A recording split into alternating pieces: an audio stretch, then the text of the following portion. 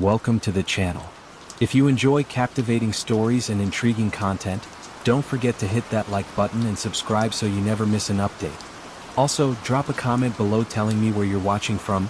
I love seeing the amazing places our community comes from. Thanks for being here, and let's dive in. The morning light in Dixon, Illinois, filtered through the blinds of City Hall with a familiar Midwestern quiet. Neat rows of ledgers rested on aging metal shelves, and the hum of fluorescent bulbs provided the only soundtrack to municipal life. At the center of this modest stage sat Rita Whitman, the town's longtime comptroller, a woman whose calm smile and tidy desk inspired confidence in every alderman who passed her door. For 2 decades, she balanced budgets, cut checks, and spoke reassuringly about the city's future, always promising that Dixon's finances, like its tidy streets, were perfectly in order. No one questioned her numbers. After all, Rita belonged to the community.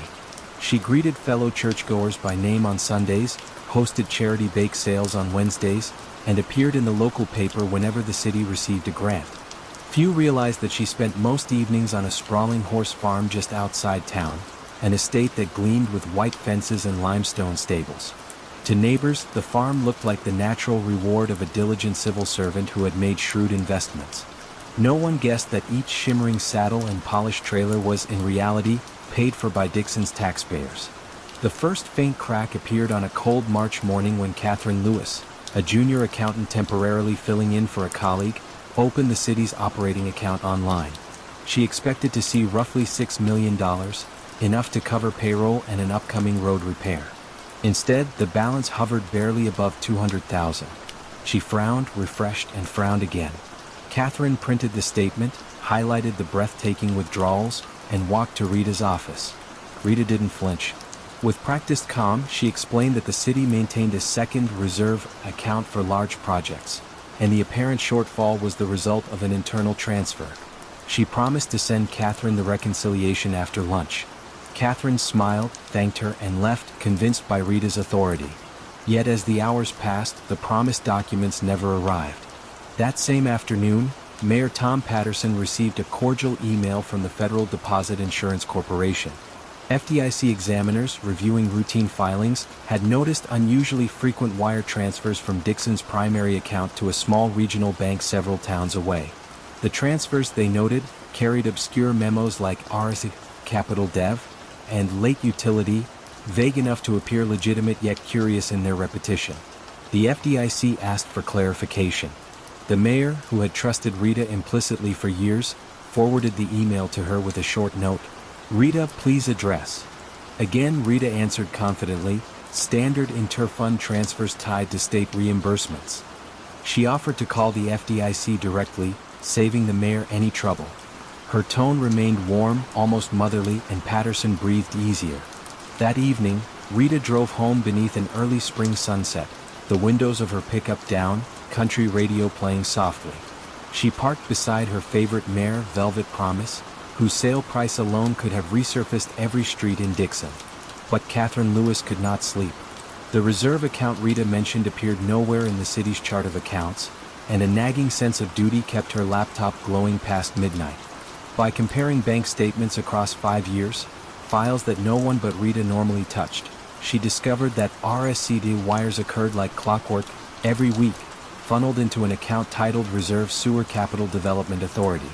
The acronym sounded official, yet when Catherine searched the Illinois Business Registry, the entity did not exist. At sunrise, she carried a stack of printed statements to the mayor's door. Patterson, bleary-eyed, read through the pages in silence until he reached the most recent transfer, $240,000, executed only 48 hours earlier. His expression hardened. "Call the FBI," he whispered. Special Agent Mark Rivera arrived that afternoon with 2 colleagues, their dark suits a stark contrast to City Hall's friendly decor. They asked Rita to step into the conference room. She did so willingly, even offering coffee. As questions began, why so many transfers? Where are the invoices? Rita's poise remained unshaken. She said every dollar was earmarked for water treatment upgrades, the paperwork filed safely at her home. Agent Rivera requested to see it. Rita agreed, suggesting 9 o'clock the next morning. She never appeared. At dawn, federal agents found her farmhouse deserted, the horses boarded elsewhere overnight, the cabinets bare. A neighbor reported seeing a silver trailer depart around 3 a.m., taillights disappearing toward the interstate. A nationwide alert followed. Within 48 hours, a vigilant state trooper in Oklahoma pulled over that same trailer for a broken taillight. Inside sat Rita, 2 prized Maras, and $180,000 in neatly bundled cash. The investigation that unfolded stunned Dixon. Over 22 years, Rita had stolen nearly $54 million, an amount equal to the city's entire annual budget multiplied several times over. She accomplished it with a single secret bank account opened in the city's name, known only to her.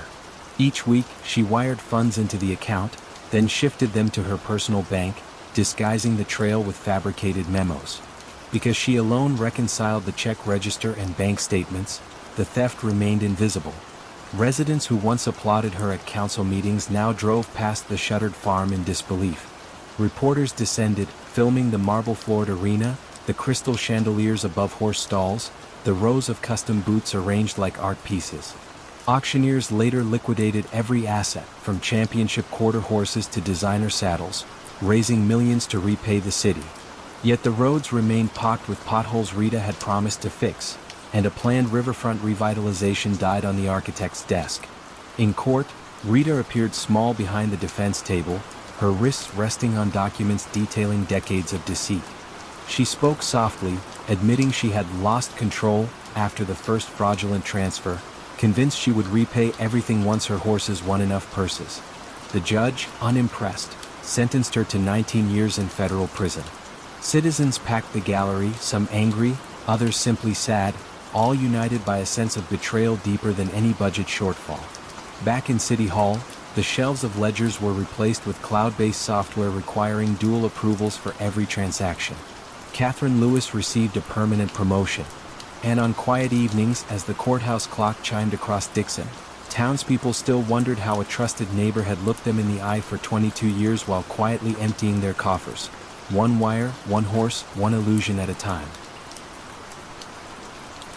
At 2:17 a.m., the factory's emergency lights blinked alive even though no siren sounded and no smoke curled through the rafters.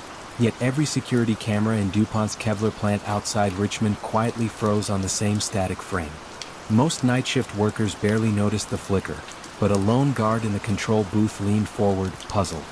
A moment later, the camera snapped back, the monitors resumed their quiet glow, and the guard chalked it up to a power hiccup. What he could not know was that a data heist had just threaded its way through that brief blackout, a handful of silent seconds that would erupt into an international legal war. For decades, DuPont's golden fiber, Kevlar, had draped soldiers, police officers, and astronauts in a near-mythic weave of strength and lightness. The company guarded its spinning parameters the way an ancient guild guarded family spells. Line speeds, polymer ratios, finishing baths. Those secrets translated to billions in sales and, more intangibly, to trust. Once foreign competitors cracked the code, bulletproof vests everywhere might be laced with cheaper threads, and DuPont would become just another name in the background of history. Miles from Richmond, in a tidy suburb of Seoul, a senior executive at Colon Industries paced his living room long after midnight, phone pressed to his ear. He spoke in low, urgent Korean. "Is the package moving?" The voice on the other end, a former DuPont engineer named Michael, answered in measured English. "I told you, the lights hiccup. That means the extraction script ran. Give me 2 days and you'll have everything." Michael Mitchell had once worn his DuPont badge with fierce pride. But after downsizing nudged him out, pride curdled into something brittle. Colon's recruiter reached him at a vulnerable moment, offering a 6-figure retainer and the chance to lead a new high-performance fiber division. Mitchell accepted, rationalizing that every industry swapped talent. Loyal only to his mortgage and tuition bills, he checked his conscience at the airport gate. Colon's plan was elegant in its simplicity. Seed former DuPont employees across benign-sounding consulting firms, keep them in touch through disposable email accounts, and siphon the recipe a strand at a time. But Mitchell itched for a shortcut. During a reunion barbecue with an ex-colleague still inside DuPont, he learned of a rarely updated backup server connected to older security cameras, an overlooked conduit into the heart of the process control network. Mitchell's next step was to bribe a junior IT contractor, promising him a year's salary in Bitcoin for one routine maintenance reboot. That is why, on a humid summer night, the cameras froze while a thumb-sized dongle buried in the server rack pushed dozens of operating parameters, temperature curves, tension values, extrusion nozzle designs, onto an encrypted drive. The guard finished his coffee, unaware that millions of lines of data had ghosted past on invisible rails. 2 weeks later, the first hint of trouble surfaced not in Richmond but in Dusseldorf, where a DuPont sales manager studying trade show prototypes noticed a rival booth displaying sample swatches suspiciously similar in sheen and weave to Kevlar XP, a grade launched only months earlier. The badge on the booth read, "Advanced Safety Fibers." The samples looked too close, almost like photographs of DuPont's own product. She pocketed one and shipped it overnight to the laboratory in Delaware. When scientists confirmed that the rival fiber's molecular fingerprint echoed DuPont's proprietary copolymer blend within fractions of a percent, alarms finally pierced the executive floor. Internal investigators reviewed badge logs, server traffic, and travel reports, gradually untangling a web that pointed back to one man, Mitchell, and whatever ghost he'd left inside the backup system. By autumn, the FBI's Richmond field office had a wire going. Agents tailed Mitchell as he drove a silver pickup to a suburban strip mall, slipped into a nail salon's back door, and uploaded encrypted archives using the salon's open Wi-Fi. They traced the packets across the Pacific Strait to Colin's firewalled research center. The Bureau slapped together a covert grand jury subpoena while DuPont's general counsel prepared a civil suit so sweeping it would later be dubbed the Kevlar Armageddon. Colin tried to stonewall, insisting its fiber came from in-house R&D, but one of Mitchell's accomplices, facing the sudden specter of decades in prison, flipped. He produced email chains, delivery receipts, and a thumb drive labeled yarngod.zip. The case cracked wide open. In federal court, prosecutors painted a story of shadow salaries and coded messages. Jurors heard how Colin executives held late-night video calls, quizzing Mitchell on arcane details. At what bath step does the crystallization lock? How many bars do the rollers exert during the third draw? Each answer translated to millions shaved off research timelines and, if left unchecked, entire factories of counterfeit protection gear. Mitchell sat expressionless as a DuPont chemist walked the jury through a simple demonstration. 2 cloth squares, 1 genuine Kevlar, 1 Colin's clone. A candle flame licked both. The Kevlar barely singed, the clone puckered and smoked. When soldiers depend on these fibers, the chemist intoned, a shortcut becomes a bullet. The courtroom fell silent. The verdict came in swift and unanimous, guilty of trade secret theft and economic espionage. Mitchell received an 8-year sentence. Colin, though headquartered overseas, faced a staggering $360 million damages award and a 20-year injunction forbidding sales of the infringing fiber in the United States. Outside the courthouse, DuPont spokesperson called it a victory for every scientist whose quiet genius keeps people safe. But in private, executives knew they'd only patched, not eliminated, the leak. Copies of the stolen data likely sat on servers far beyond American jurisdiction. Back at the Richmond plant, the backup cameras were removed, and the guard now spent his shifts pacing instead of watching monitors. DuPont added financial counseling programs, hoping that fewer employees would feel Mitchell's desperation. Still, each time the factory lights flickered, even for a second, an uneasy hush passed over the floor. A shared awareness that trust, once hacked, never quite reinstalls clean. Long after midnight, the Kevlar threads continued sliding through the looms, whispering through steel guides like reeds in a dark wind. They carried the weight of every secret still intact and every betrayal waiting, perhaps, in the next fractional blink of light. Marcus Braun's corner office in the glass-walled headquarters outside Munich glimmered with quiet confidence. From that height he could see the orderly Bavarian fields that framed the cutting-edge payments company he had steered for nearly 2 decades. Investors called Wirecard the German miracle, a fintech able to outpace Silicon Valley while pledging every transaction was fast, safe, and transparent. But on a cool June morning in 2020, an auditor's single sentence, "We cannot confirm the existence of 1.9 billion euros in cash," turned the miracle into a mirage. For years, Marcus cultivated an aura of inevitability. He spoke in disciplined baritone at shareholder meetings, his trademark black turtleneck subtly echoing a certain Californian icon. Wirecard, he said, did not just process payments, it reshaped global commerce. Each quarter, revenue leapt, profit margins widened, and the share price marched toward the DAX Blue Chip Index. Journalists who questioned the numbers were brushed aside as amateurs who did not understand modern finance.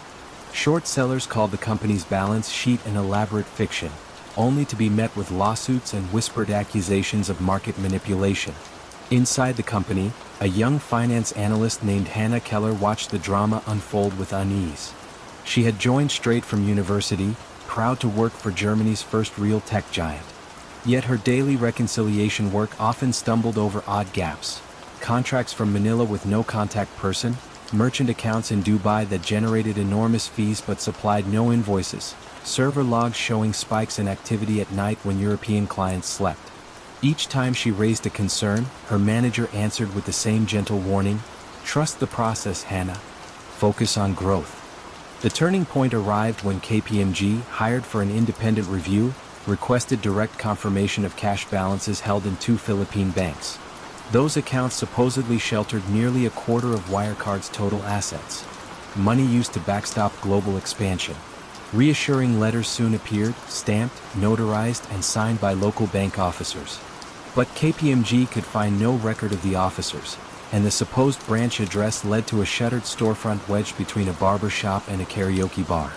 The letters were fakes. Marcus remained defiant. He called an emergency press conference, chin lifted, eyes unwavering. Any discrepancies, he said, were the result of complexities in our third-party acquiring business.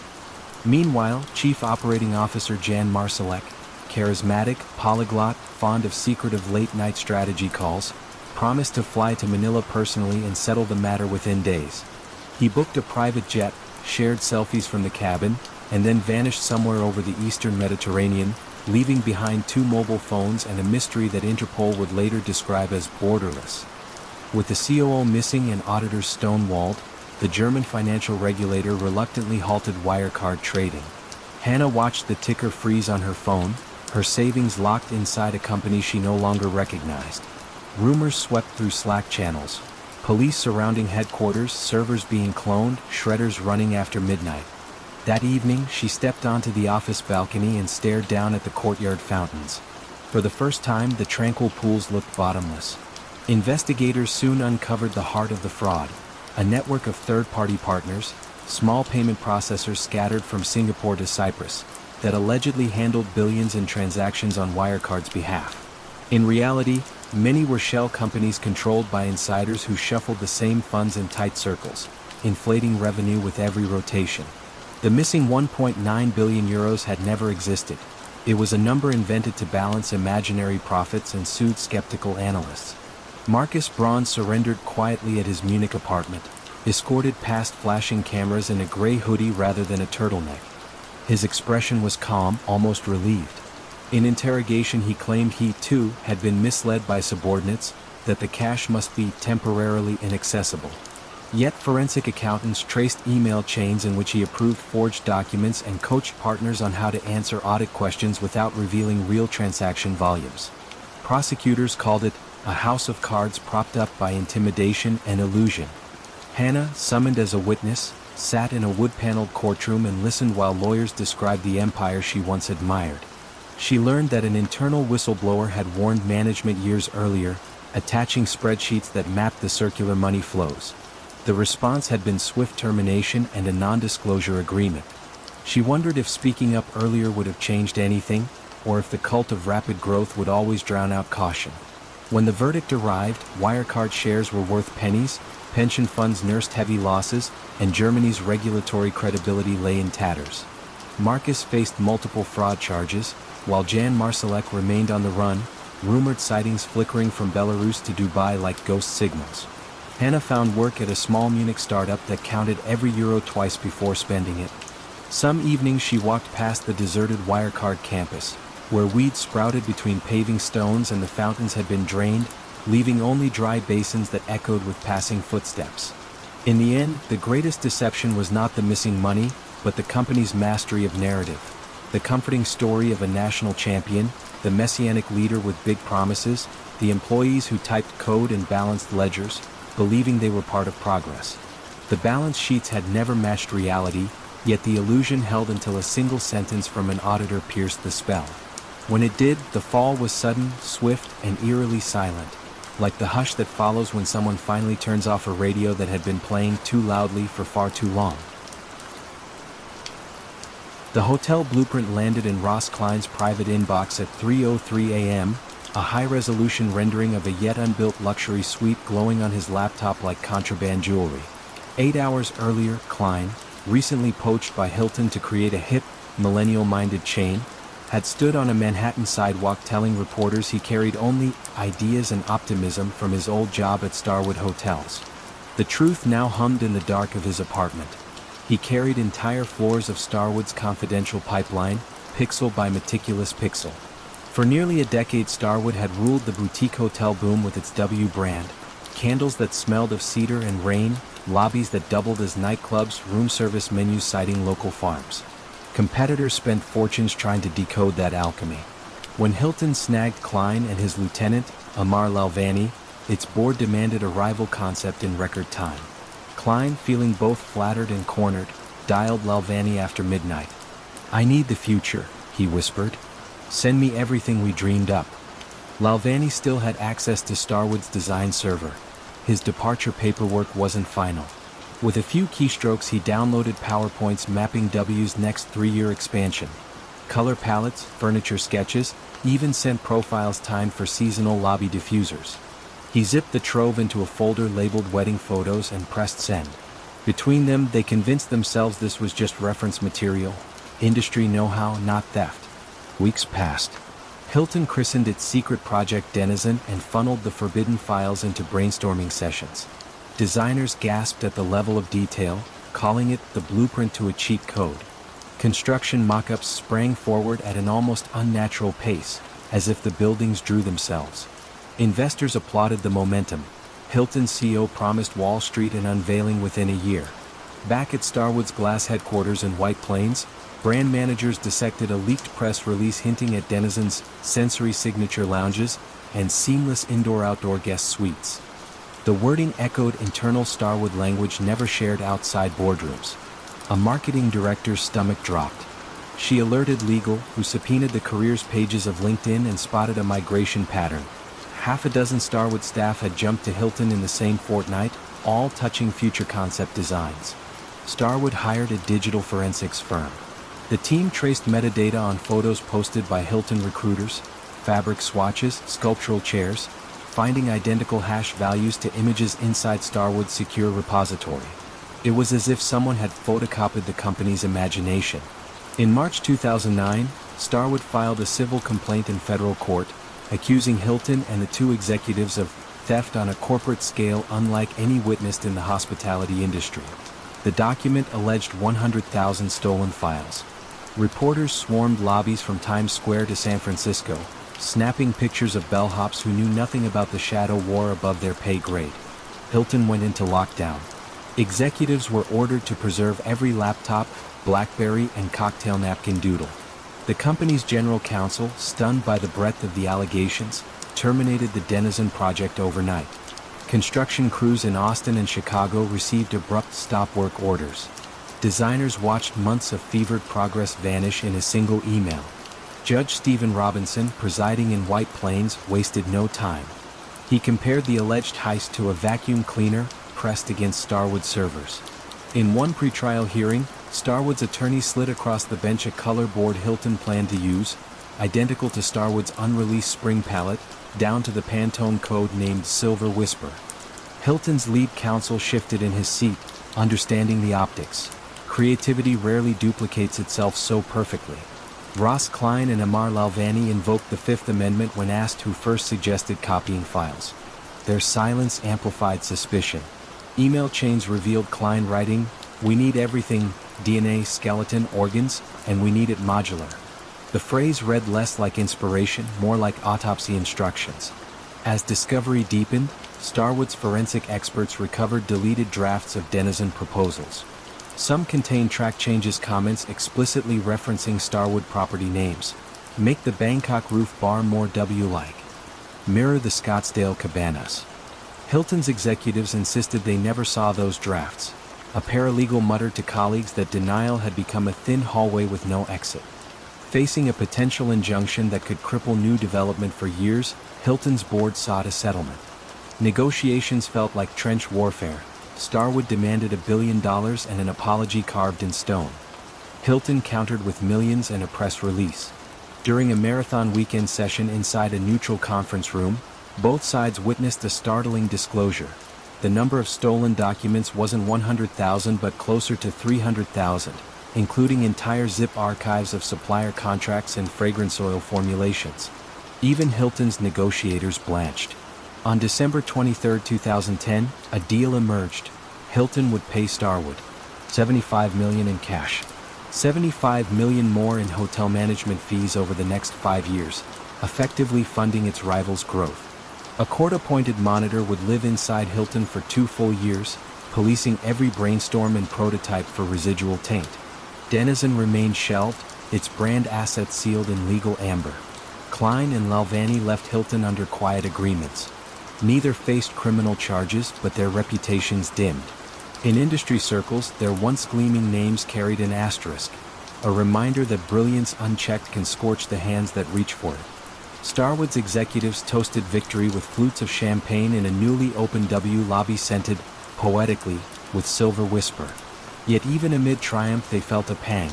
Creative genius thrives on risk, on pushing past the obvious. Locking every door too tightly might suffocate the very spark that birthed West in the first place. Years later, travelers stepping into Hilton's newer lifestyle brands may detect echoes of Denizen. A curated playlist, a leather headboard studded in matte brass. Nothing directly incriminating, just faint fingerprints of a dream that dared not speak its source. Starwood, absorbed into Marriott, continues to innovate under different banners, though designers there still joke about ghost files drifting through the industry like unlabeled luggage on an airport carousel. Meanwhile, in a quiet storage locker somewhere in New York, cardboard boxes stamped Denizen, hold for court collect dust. Inside, the pilfered blueprints lie frozen at 3:03 a.m., waiting for a dawn that will never come, a reminder that in hospitality, as in espionage, the walls may have ears, but it's the inbox that rarely sleeps. Elizabeth Holmes's laboratory in Palo Alto looked less like a medical facility and more like a minimalist art gallery, white walls, glass partitions, and the faint hum of climate-controlled cabinets arranged with geometric precision. Visitors felt as though they were stepping into the future of healthcare. At the center of that future stood a single fingerstick vial no bigger than a raindrop, glowing red beneath a spotlight. Elizabeth called it the nanosample, proof that blood testing was about to become painless, fast, and astonishingly cheap. Investors loved the story. They loved Holmes's black turtlenecks even more, the way she lowered her voice to a near whisper while describing how her company, Theranos, would democratize diagnostics. Retired generals, former secretaries of state, and venture capital titans joined her board, each convinced they were funding the next Jobs or Musk. Valuation soared past $9 billion, a paper miracle built on a promise. 200 blood tests from that single scarlet bead. Inside the engineering wing, however, a young chemist named Erica Chung felt a subtle unease each time the Edison machines, sleek, lavender-gray boxes the size of a bread loaf, whirred to life. Erica had been hired straight out of Berkeley and believed deeply in Theranos' mission. Yet the data on her screen seldom cooperated. Cholesterol assays came back with swings so wild they looked like heart rate spikes after a marathon. Potassium readings varied according to room temperature. Whenever she recalibrated, error messages flickered like anxious Morse code. She approached her supervisor, a genial biochemist who seemed older than the company itself. He smiled, lowered his voice, and suggested she rerun the samples on the standard Siemens analyzer hidden in a windowless side room. Just to double check, he said, tapping his badge against a keypad that denied access to anyone without executive clearance. Erica watched the analyzer accept full vials of venous blood, the very process Theranos was supposed to eliminate. The Siemens machine produced stable, textbook results. The Edison did not. That evening, Erica drove home along El Camino Real feeling the first tremor of doubt. Silicon Valley thrived on iteration. Bugs today, breakthroughs tomorrow, but medical diagnostics obeyed no such timeline. A faulty reading could send a pregnant woman into needless panic or a diabetic patient into insulin shock. She voiced her concerns again. This time, she was ushered into a glass conference room where Elizabeth herself sat flanked by the company's charismatic COO, Ramesh Sunny Balwani. Elizabeth listened with an unblinking gaze. Sunny leaned forward, palms flat on the table. He spoke quietly, "We are changing the world, Erica. Trust the system. And remember, everything here is highly confidential." Erica left the room with her badge access reduced and her laptop logs monitored. The message was unmistakable. Meanwhile, outside the building's frosted windows, Theranos launched partnerships at a dizzying pace. A national pharmacy chain painted its storefronts with crimson droplets and slogans about empowering patients. Arizona lawmakers, dazzled by Holmes's vision, rewrote regulations so citizens could order Theranos tests without a doctor's note. Overnight, hundreds of blister-pack test kits shipped to regional hubs, where phlebotomists pinpricked fingers and pipette nanoliters into clear cartridges destined for Palo Alto. The volume exposed every weakness. Postmen arrived with coolers that sometimes sat unrefrigerated in desert heat. Cartridges clotted, readings drifted, and lab technicians hurried to dilute samples so conventional analyzers could salvage results before morning couriers returned. In status meetings, Sunny compared Theranos to Apple. Secrecy first, perfection later. Anyone who balked was reminded of their non-disclosure agreements and the dream they had signed up for. Across town, Wall Street Journal reporter John Carreyrou listened to a tip that sounded, at first, like typical tech envy: Theranos machines don't work. Yet the source was precise, detailing error codes and mislabeled reagents. Carreyrou began a quiet investigation, calling former employees who spoke only after he promised anonymity. He heard the same tale. The Edison was a phantom, a stage prop built to woo investors while real testing relied on off-the-shelf machines in back rooms. Theranos' legal team responded like an immune system detecting foreign pathogens. Letters arrived, dense with threat, asserting that trade secrets were being stolen. Private investigators tailed former staff, compiling dossiers meant to intimidate. But the reporter persisted, gathering lab-generated evidence and patient testimonials, stories of cancer markers missed, of pregnancy hormones misreported. In October 2015, the journal published its bombshell: hot startup Theranos has struggled with its blood test technology. The article landed with the force of a dropped beaker, shattering Holmes's carefully cultivated silence. She appeared on television, framed by corporate banners, declaring the story false and misleading. Her voice remained calm, eerily so, but the spell had begun to crack. Regulators from the Centers for Medicare and Medicaid Services arrived unannounced at Theranos' Newark, California lab. They found unqualified technicians, quality logs doctored after the fact, and critical temperature controls disabled.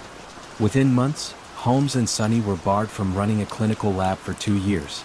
Walgreens shuttered its Theranos testing centers overnight, cardboard signs covering once gleaming kiosks. Investors demanded answers.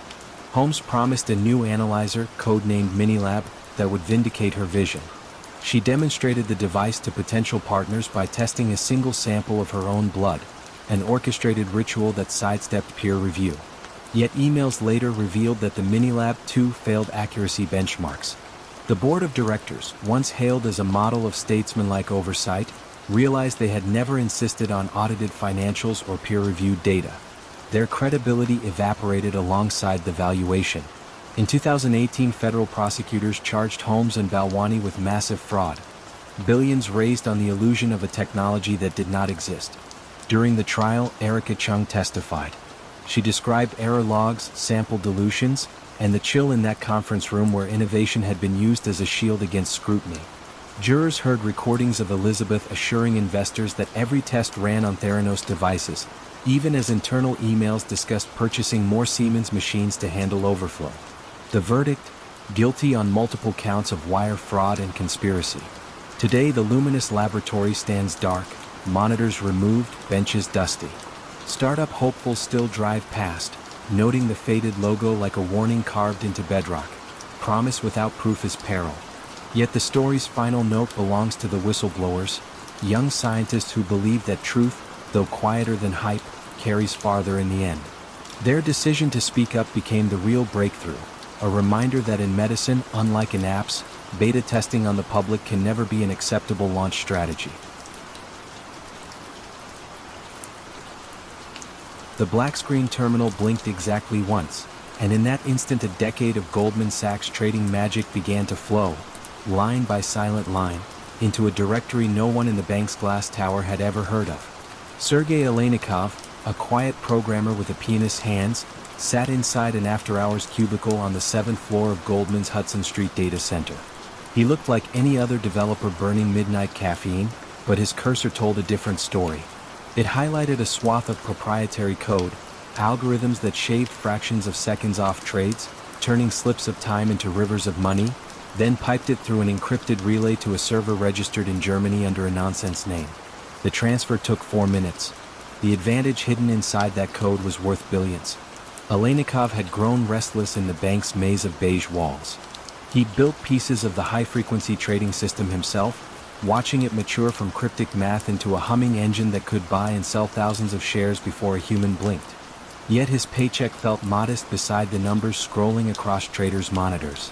So when a startup called Teza Technologies dangled a package triple his salary and promised academic freedom, he felt something unlock inside him, ambition shading into rationalization. Goldman, fortress-like, rotated logins weekly and forbade external drives. Aleynikov had anticipated that. He broke the code into compressed parcels small enough to masquerade as text files and slipped them through a subroutine labeled backup diagnostics. To anyone skimming metadata, it looked like normal maintenance chatter. By the time the night custodian emptied waste baskets, the most valuable slivers of Goldman's brain had left the building. 2 days later, Aleynikov resigned, handing his badge to HR with steady hands. "Family time," he said. He flew to Chicago, headquarters of Teza, carrying only a Kindle and a duffel bag. The blueprints were safe in the cloud, waiting for his new user ID. But Goldman's security division treated departures like autopsies.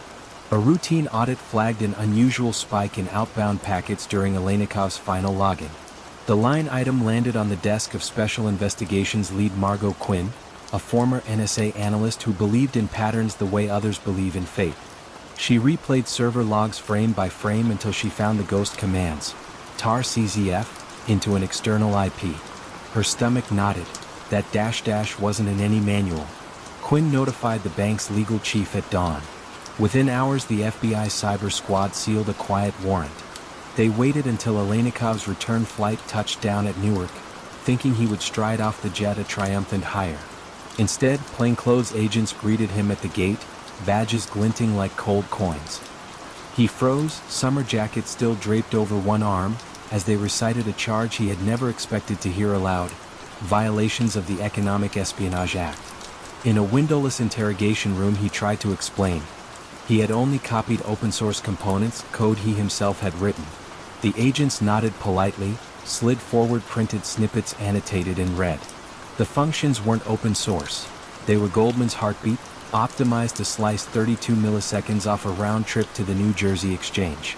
To Wall Street, 32 milliseconds was the distance between victory and vapor.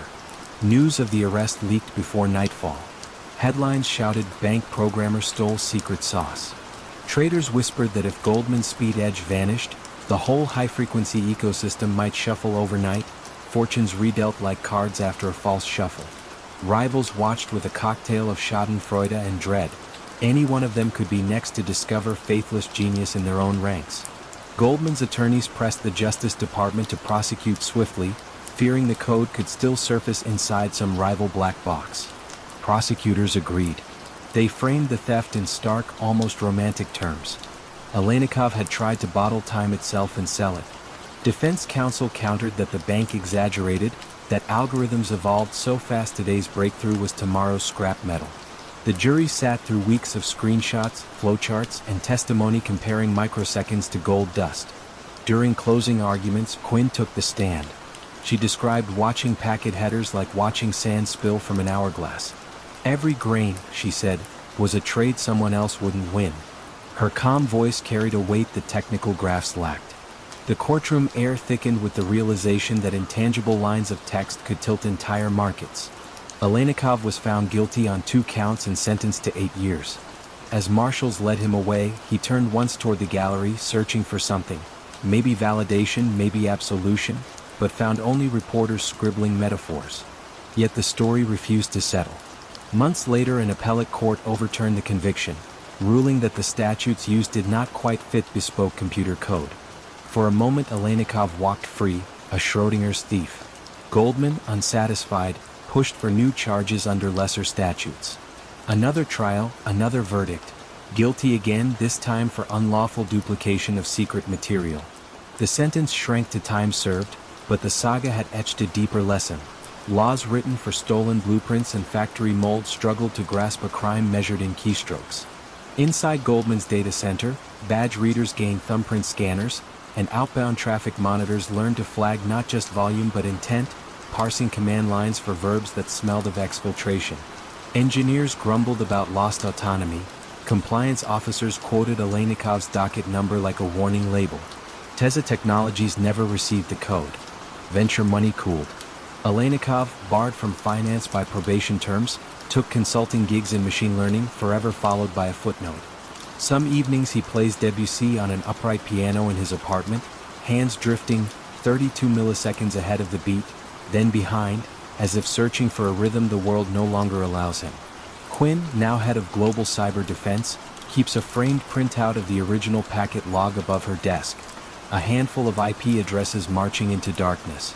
She glances at it whenever a developer says, "Trust me," for she knows better now, knows that in a market where time itself is inventory, the most dangerous heist can fit between two blinks, exactly 32 milliseconds apart. Anna Sorokin drifted into Manhattan society on an autumn breeze in 2013, her pale scarf flicking behind her like a pennant. At the reception desk of the Standard Hotel, she introduced herself as Anna Delvey, German heiress, soon to inherit 60 million euros from a family trust. Her accent was hard to place, half continental, half boarding school crisp, and the front-of-house manager, already juggling a queue of jet-lagged guests, accepted her Black American Express card without a second glance. The card, as often happened in Anna's life, didn't work. With amused embarrassment, she explained that her private banker in Zurich must have flagged the transaction. She would settle everything in the morning. She left a $100 bill for the inconvenience and floated toward the elevators, a slim silhouette framed by Hudson River dusk. By morning the bill had done its work. Staff now called her Miss Delvey, no longer Miss Sorokin. The overnight clerk noticed that Anna's suitcase contained almost nothing, just a thin laptop, a Chanel pouch, and several pairs of oversized sunglasses. But wealth's greatest ally is assumption. No one imagines an heiress lugging her own luggage. Within days she was extending her stay, always promising a wire transfer from Deutsche Bank that seemed forever en route. New York's cultural calendar soon turned into Anna's personal prologue. At dinners in Soho she spoke of launching the Delvey Foundation, a private members club and visual arts center to be housed in a historic Park Avenue building. Her vision included a gallery curated by emerging talent, a rooftop bar serving Alpine Rieslings, even an artist-in-residence suite designed by Renzo Piano. Listeners nodded, entranced by how casually she referenced trustees in Dubai and a London-based investment office nicknamed the Family Brain. One such listener was Neff Davis, a 25-year-old concierge at the hotel. Neff had an eye for hustle, but Anna seemed genuine. She tipped in $100 notes, invited Neff to post-shift dinners at Le Cuckoo, and once bought her a Celine tote because it suited your spirit. Neff watched Anna take calls in German, then French, then English, each language spoken with the same offhand fluency. It never occurred to her that the calls were often made to empty voicemail boxes, a one-woman opera performed for whoever might be within earshot. The largest stage, however, was 281 Park Avenue South, a red sandstone landmark owned by a real estate dynasty. Anna convinced architect Gabriel Calatrava to sketch preliminary floor plans and lured a well-known restaurateur with promises of equity. To finance it all, she needed a $25 million loan. Dressed in black turtleneck and Dior loafers, she met with private bank officers, sliding across the mahogany table a packet of forged financial statements. The documents bore the logo of UBS, detailed multi-million euro securities accounts, and were signed by a Swiss notary whose contact number rang only between 3 p.m. and 5 p.m. Zurich time, when a friend of Anna's was available to impersonate him. Still, the bankers hesitated. Regulatory rules after 2008 were tighter than vanity fittings on Fifth Avenue. They suggested a smaller bridge loan. Anna countered with a request for a temporary line of credit, just $100,000 to cover due diligence fees. In March 2017, a fintech lender approved the wire, betting on the promise of her ultimate inheritance. Within a week, Anna withdrew most of the cash. The Delvey Foundation remained vapor. Back at the Standard, patience wore thin. The front office totaled her balance, $30,000. Anna said her father would clear it that day. When no funds arrived, security escorted her out. She left behind designer shoes and a single scribbled note, "Be right back." She simply decamped to the W Hotel, repeating the same routine until, inevitably, the W also demanded a valid card. Friends now received frantic texts. "Stuck in Amex limbo? Any chance you can float me $6K till Friday?" One friend, Rachel Williams, a photo editor at Vanity Fair, accompanied Anna on a last-minute, all-expenses-paid holiday to Morocco. The resort suite alone cost $7,000 a night. When Anna's cards failed at checkout, resort staff threatened police. Panicked and facing arrest in a foreign country, Rachel put the $62,000 charge on her own corporate Amex, trusting that a reimbursement wire would follow. It never did. By summer, murmurs reached the Manhattan District Attorney's office. Investigators traced a pattern: high-end hotels, skip-out bills, fraudulent loan applications, forged brokerage statements. The number was smaller than most Wall Street frauds, about $275,000 in goods and services, but the audacity had a cinematic sheen. Detectives located Anna at an addiction treatment center in Malibu, where she had checked in under yet another false identity, perhaps believing California sunshine might bleach the stains from her legend. She was arrested in October 2017 and flown back east in handcuffs, her once-coveted Celine's packed into evidence bags. Trial began in April 2019. Prosecutors painted her as a con woman in designer clothes, while the defense cast her as an ambitious outsider who in New York simply did what New York rewarded: fake it until you make it. Each day she arrived in court wearing carefully curated outfits, sometimes borrowed, sometimes hastily sourced by a stylist who sensed a viral moment. Jurors, however, focused on exhibits: doctored PDF statements, hotel folios, Rachel's maxed-out credit card. After 3 weeks, they found Anna guilty of multiple counts of grand larceny and theft of services. She was sentenced to 4 to 12 years in prison, fined $24,000, and ordered to pay restitution. Neff Davis visited her once on Rikers Island. Separated by plexiglass, Anna spoke breezily of future plans: a clothing line, a memoir, perhaps a film deal. She seemed amused that confinement had only increased her notoriety, a different sort of members club with barbed wire instead of velvet rope. Anna Sorokin was released in 2021, rearrested by immigration agents, and eventually granted home confinement in a small East Village apartment, an ankle monitor now her most consistent accessory. Even there she hosted art salons, virtual of course, charging admission to journalists eager for one more quote. In quieter corners of Manhattan, hotel clerks and junior editors still swap her story. It is less a cautionary tale than a mirror. In a city where status often outruns substance, a young woman invented an empire out of brunch chatter and designer tags. The invoices left behind testified to reality. The dream, however, lingered, proof that prestige is the easiest currency to print and the hardest debt to repay. The conference invitation seemed almost dull.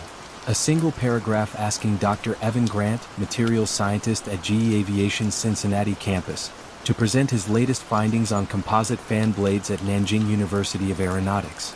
Yet the attachment, an itinerary in immaculate English, contained one tiny anomaly: an embedded image 9 times larger than necessary, as though hiding something in its folds. GE's security filter flagged the file, and in that innocuous glitch the fuse of an international espionage case began to burn. Grant had no idea a stranger named Su Yanjun was behind the email. Su worked for China's Ministry of State Security, but his business card bore the softer title Director, Jiangsu Association for International Science Exchange. For 3 years he had combed LinkedIn, targeting Western engineers with flattery, honoraria, and the promise of cultured tours through bamboo gardens. Some accepted the junkets, shared only travel photos, and went home. Others, nudged by cash envelopes, offered PowerPoints stitched with sensitive data. Su wanted far more: the recipe for GE's woven carbon fan blades, So light they saved airlines billions in fuel, so hard to replicate they might give the US aerospace lead for another decade. Security Chief Dana Morales examined the oversized image and found it held a second PDF, steganographically tucked behind pixels. The hidden file listed talking points Grant was expected to cover: curing temperatures, resin suppliers, ultrasonic inspection tolerances. No academic would need such granularity. Morales quietly alerted the FBI's Cincinnati field office. Agents compared notes with colleagues in Belgium, where 3 Safran engineers had reported similar lures. A name surfaced in every invitation: Zhang Hui, Su's preferred alias. Rather than block the approach, the FBI proposed a sting. Grant agreed, nerves taut, to play along. He replied that he could not travel but would be delighted to host Professor Zhang at a pre-seminar discussion in Dayton, home of the National Air Force Museum. Harmless, patriotic cover. Su, believing the fish was hooked, booked a flight under a fresh alias: Chu Hui Research Fellow. He did not know US agents were already coordinating with Belgian counterparts tracking his real passport. In April 2018, Su landed in Brussels first, planning to meet a second target from Safran. Belgian state security, acting on the FBI tip, shadowed him from baggage claim to a chain hotel near the Grand Place. Inside, microphones caught snippets of Mandarin phone calls. Obtain structural layout. Bring autoclave cycle. Each phrase tightened the net. 2 nights later, Su answered a knock expecting a Safran contact. Instead, Belgian federal police filled the doorway. He reached for a phone. An officer's hand closed gently but firmly on his wrist. In his backpack they found a gift-wrapped hard drive, label already printed with Grant's name. Extradition battles usually stretch for years, yet Belgium agreed within 6 months. The first nation ever to hand a Chinese intelligence officer to the United States. Cameras captured Su in cuffs at Cincinnati/Northern Kentucky Airport, expression unreadable beneath wire-rimmed glasses. The Justice Department charged him with economic espionage, detailing how he coaxed engineers overseas, paid stipends, and shipped laptops preloaded with malware to suck down whole directories the moment Wi-Fi connected.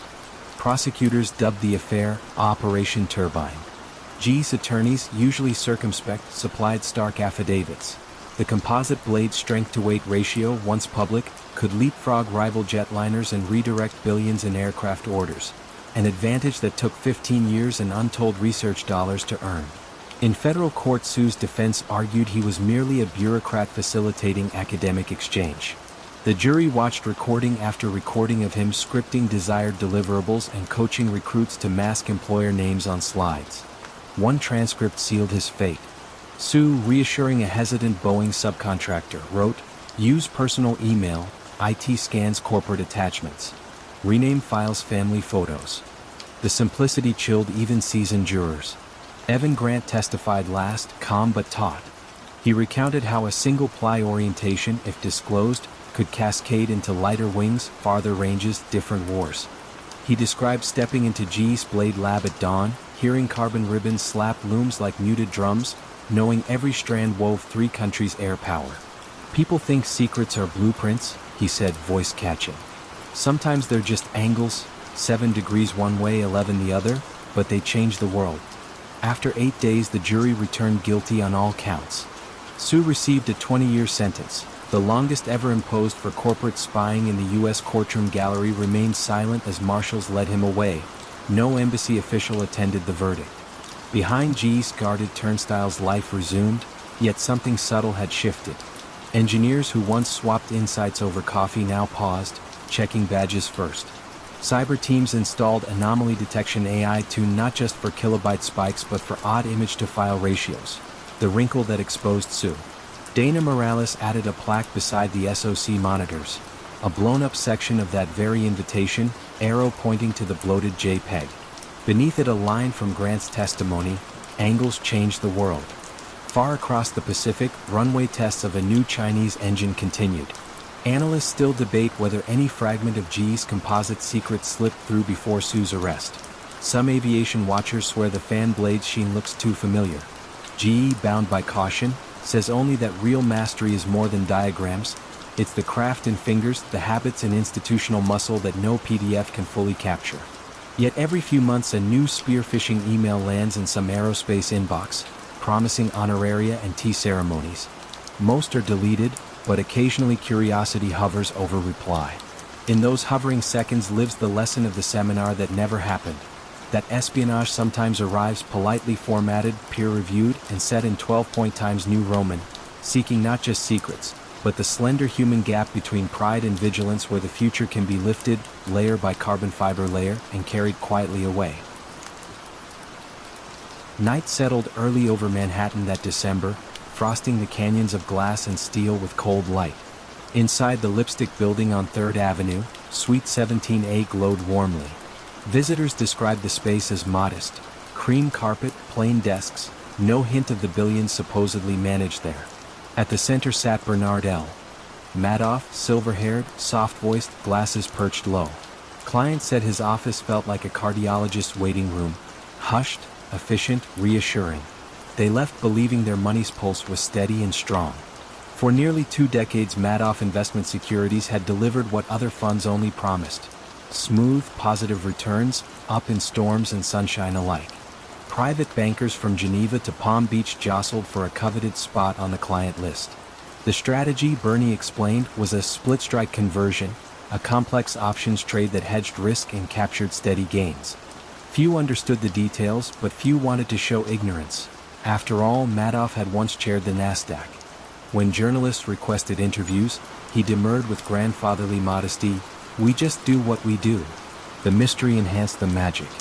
Across town, Harry Markopoulos, a Boston-based quantitative analyst, stared at Madoff's reported numbers in growing disbelief. The returns formed an almost perfect line drifting upward, volatility flatter than U.S. Treasury bills. He ran simulations, stress tests, Monte Carlo models. None could replicate Madoff's consistency without peeking at tomorrow's newspaper. In 2000, Markopoulos mailed an 18-page memo to the Securities and Exchange Commission titled, "The World's Largest Ponzi Scheme." It landed on a junior examiner's desk, was scanned, stamped, and quietly filed. The markets kept beating, and so did the illusion. Every month a small printer in Suite 17A coughed out trade confirmations. IBM calls bought at 10:32 a.m., Johnson & Johnson shares sold 15 minutes later, meticulous down to the last cent statements slid into envelopes, carried by courier to investors who praised the old-fashioned touch. Back in the office, 2 longtime employees fed a second printer with pricing data downloaded after market close, ensuring each imaginary trade matched real intraday highs and lows. The reconciliation took hours but left no obvious seams. If clients cross-checked prices, everything lined up, only the trades had never been placed. The first public tremor came in the fall of 2008, when global credit markets seized and blue-chip stocks fell like scaffolding kicked loose. Even then, Madoff reported a slight gain. Funds of funds flooded him with redemption requests. They needed cash, and Bernie had always wired out within 24 hours. Behind his calm facade, though, the cash drawer had thinned. Years earlier he had relied on a steady inflow of new money, securities firms in Spain, foundations in New York, retirees in Boca Raton, to cover withdrawals. Now inflow turned to outflow, and the quiet heartbeat faltered. Bernie convened a family meeting in his penthouse on East 64th Street. His sons, Mark and Andrew, both senior executives, noticed their father's shoulders seemed smaller, his voice hoarse. He confessed that the advisory business was one big lie, a phrase that hung in the high-ceilinged living room like toxic incense. The figure, he said, was roughly $50 billion. Shock drained the color from Mark's face. Andrew asked if it could be salvaged. Bernie shook his head. He planned to distribute the remaining $300 million as holiday bonuses, then confessed to regulators before Christmas.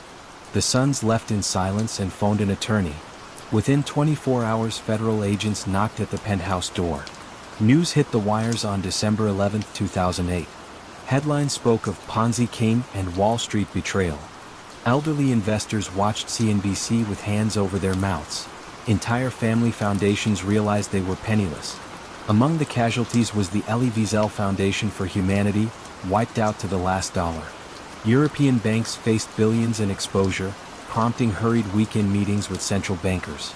In the lobby of the Lipstick Building, stunned employees collected personal items as forensic accountants sealed off Suite 17A like a crime scene.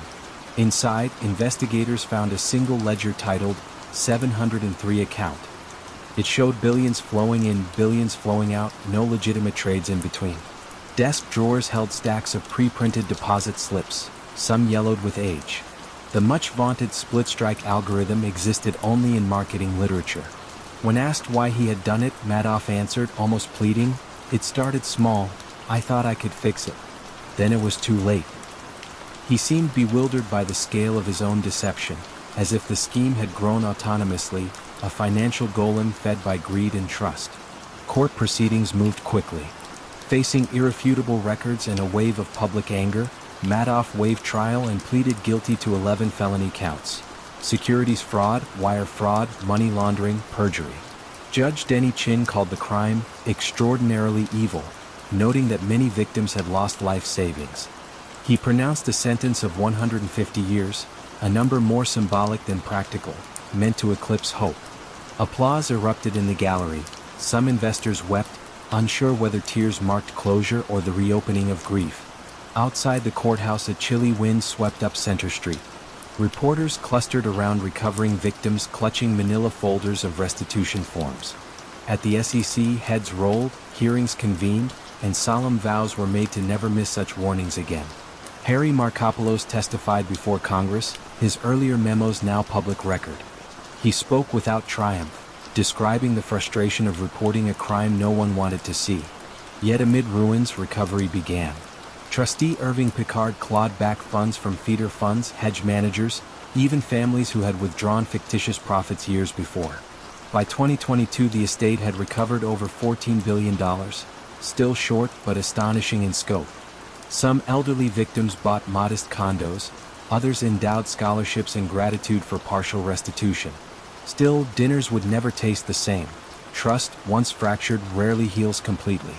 The Lipstick Building now houses other firms. Suite 17 as carpet has been replaced, walls repainted a hopeful eggshell. But maintenance staff say late at night the corridor remains unnaturally silent, as though the heartbeat of phantom trade still echoes there, steady, unwavering, and impossible, a reminder that in finance the quietest rhythm may mask the deepest fault line.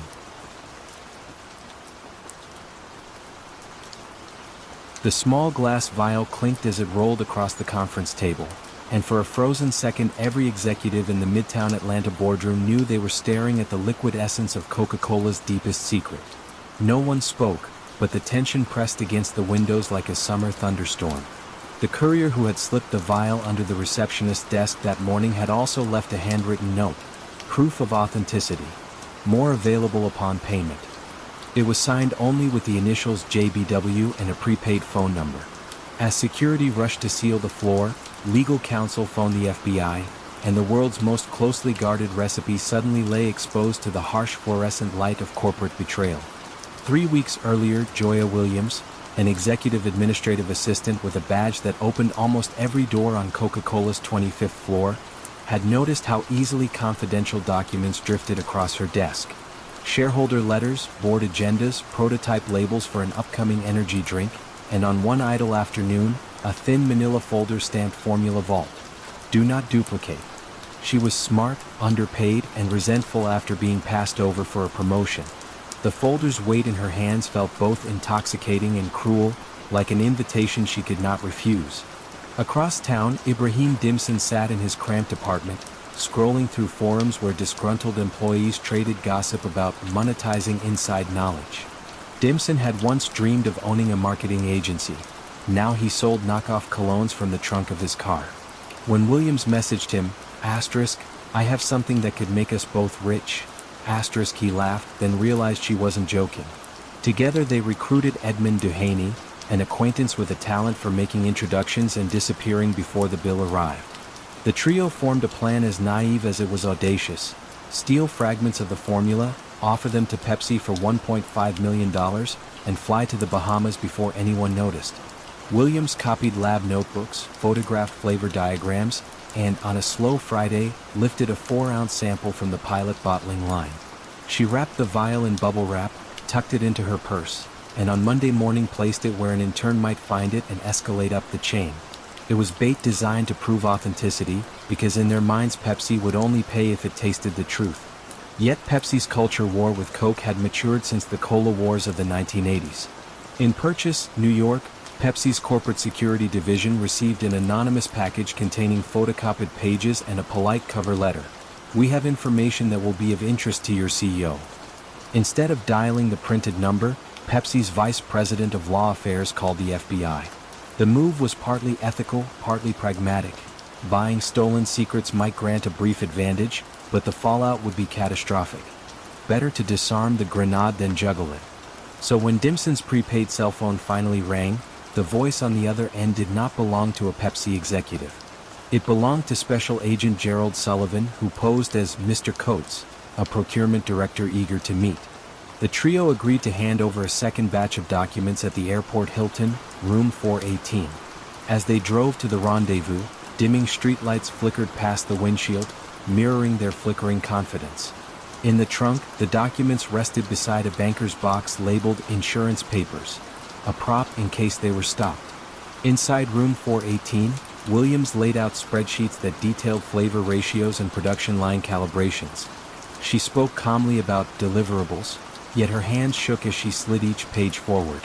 Agent Sullivan nodded, took notes, and asked how quickly they could provide the entire formula. Dimson chimed in, promising everything within 10 days. Sullivan excused himself to call New York for wire transfer approval. In the hallway he radioed the arrest team. Moments later, the door burst open. Williams froze, her mind recoiling from the sudden glare of tactical flashlights. Dimson tried to stand, but a hand pressed him back into the sofa. Duhaney reached for the banker's box, perhaps imagining it as a shield, but steel cuffs met his wrists first. None of them said a word until they were in separate cars bound for federal processing. The plan, so carefully dreamed over takeout noodles and cheap beer, collapsed into the quiet rattle of handcuffs. Meanwhile, back at Koch's headquarters, investigators traced digital footprints, reviewed badge swipes, and finally confronted Williams's empty chair.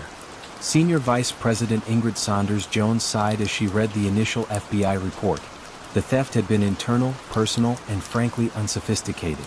Yet it could have eclipsed a century of branding with a single leak. She sent a company-wide memo reminding employees that integrity is our most valuable ingredient. But behind closed doors, additional layers of security sprang up like guards around a royal vault. At trial, prosecutors revealed that the stolen documentation, though sensitive, represented only fragments of the full formula. The glass vial, however, contained a concentrate so potent that chemists testified it could reverse engineer half the secret within hours. Jurors listened, wide-eyed, as experts explained how a recipe created in 1886 still traveled in an unmarked briefcase between two vaults, spoken aloud to executives only in overlapping halves so that no single leader knew it entire. Williams, Dimson, and Duhaney each pled guilty. Williams received 8 years, the men 5 and 2 respectively.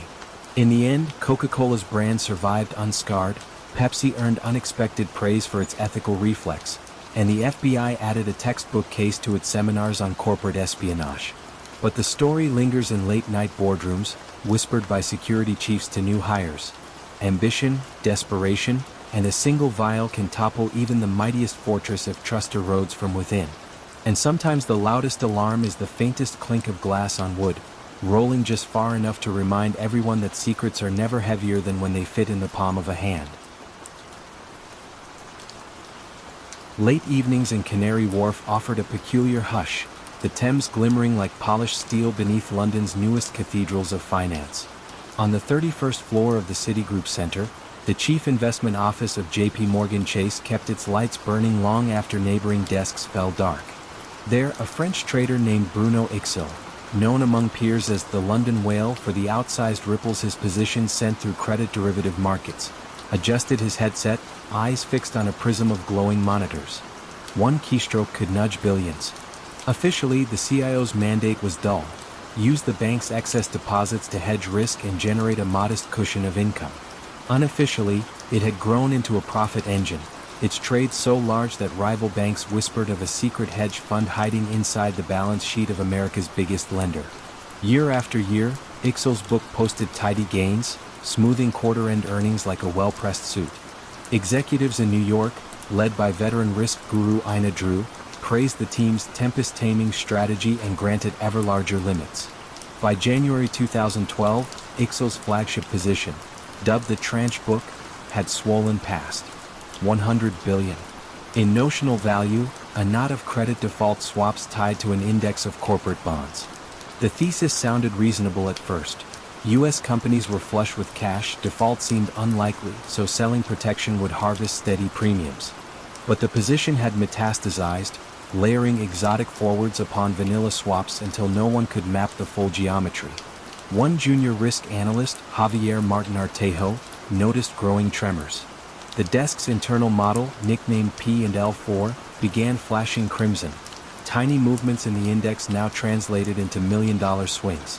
Javier drafted a memo urging reductions. A manager waved it aside.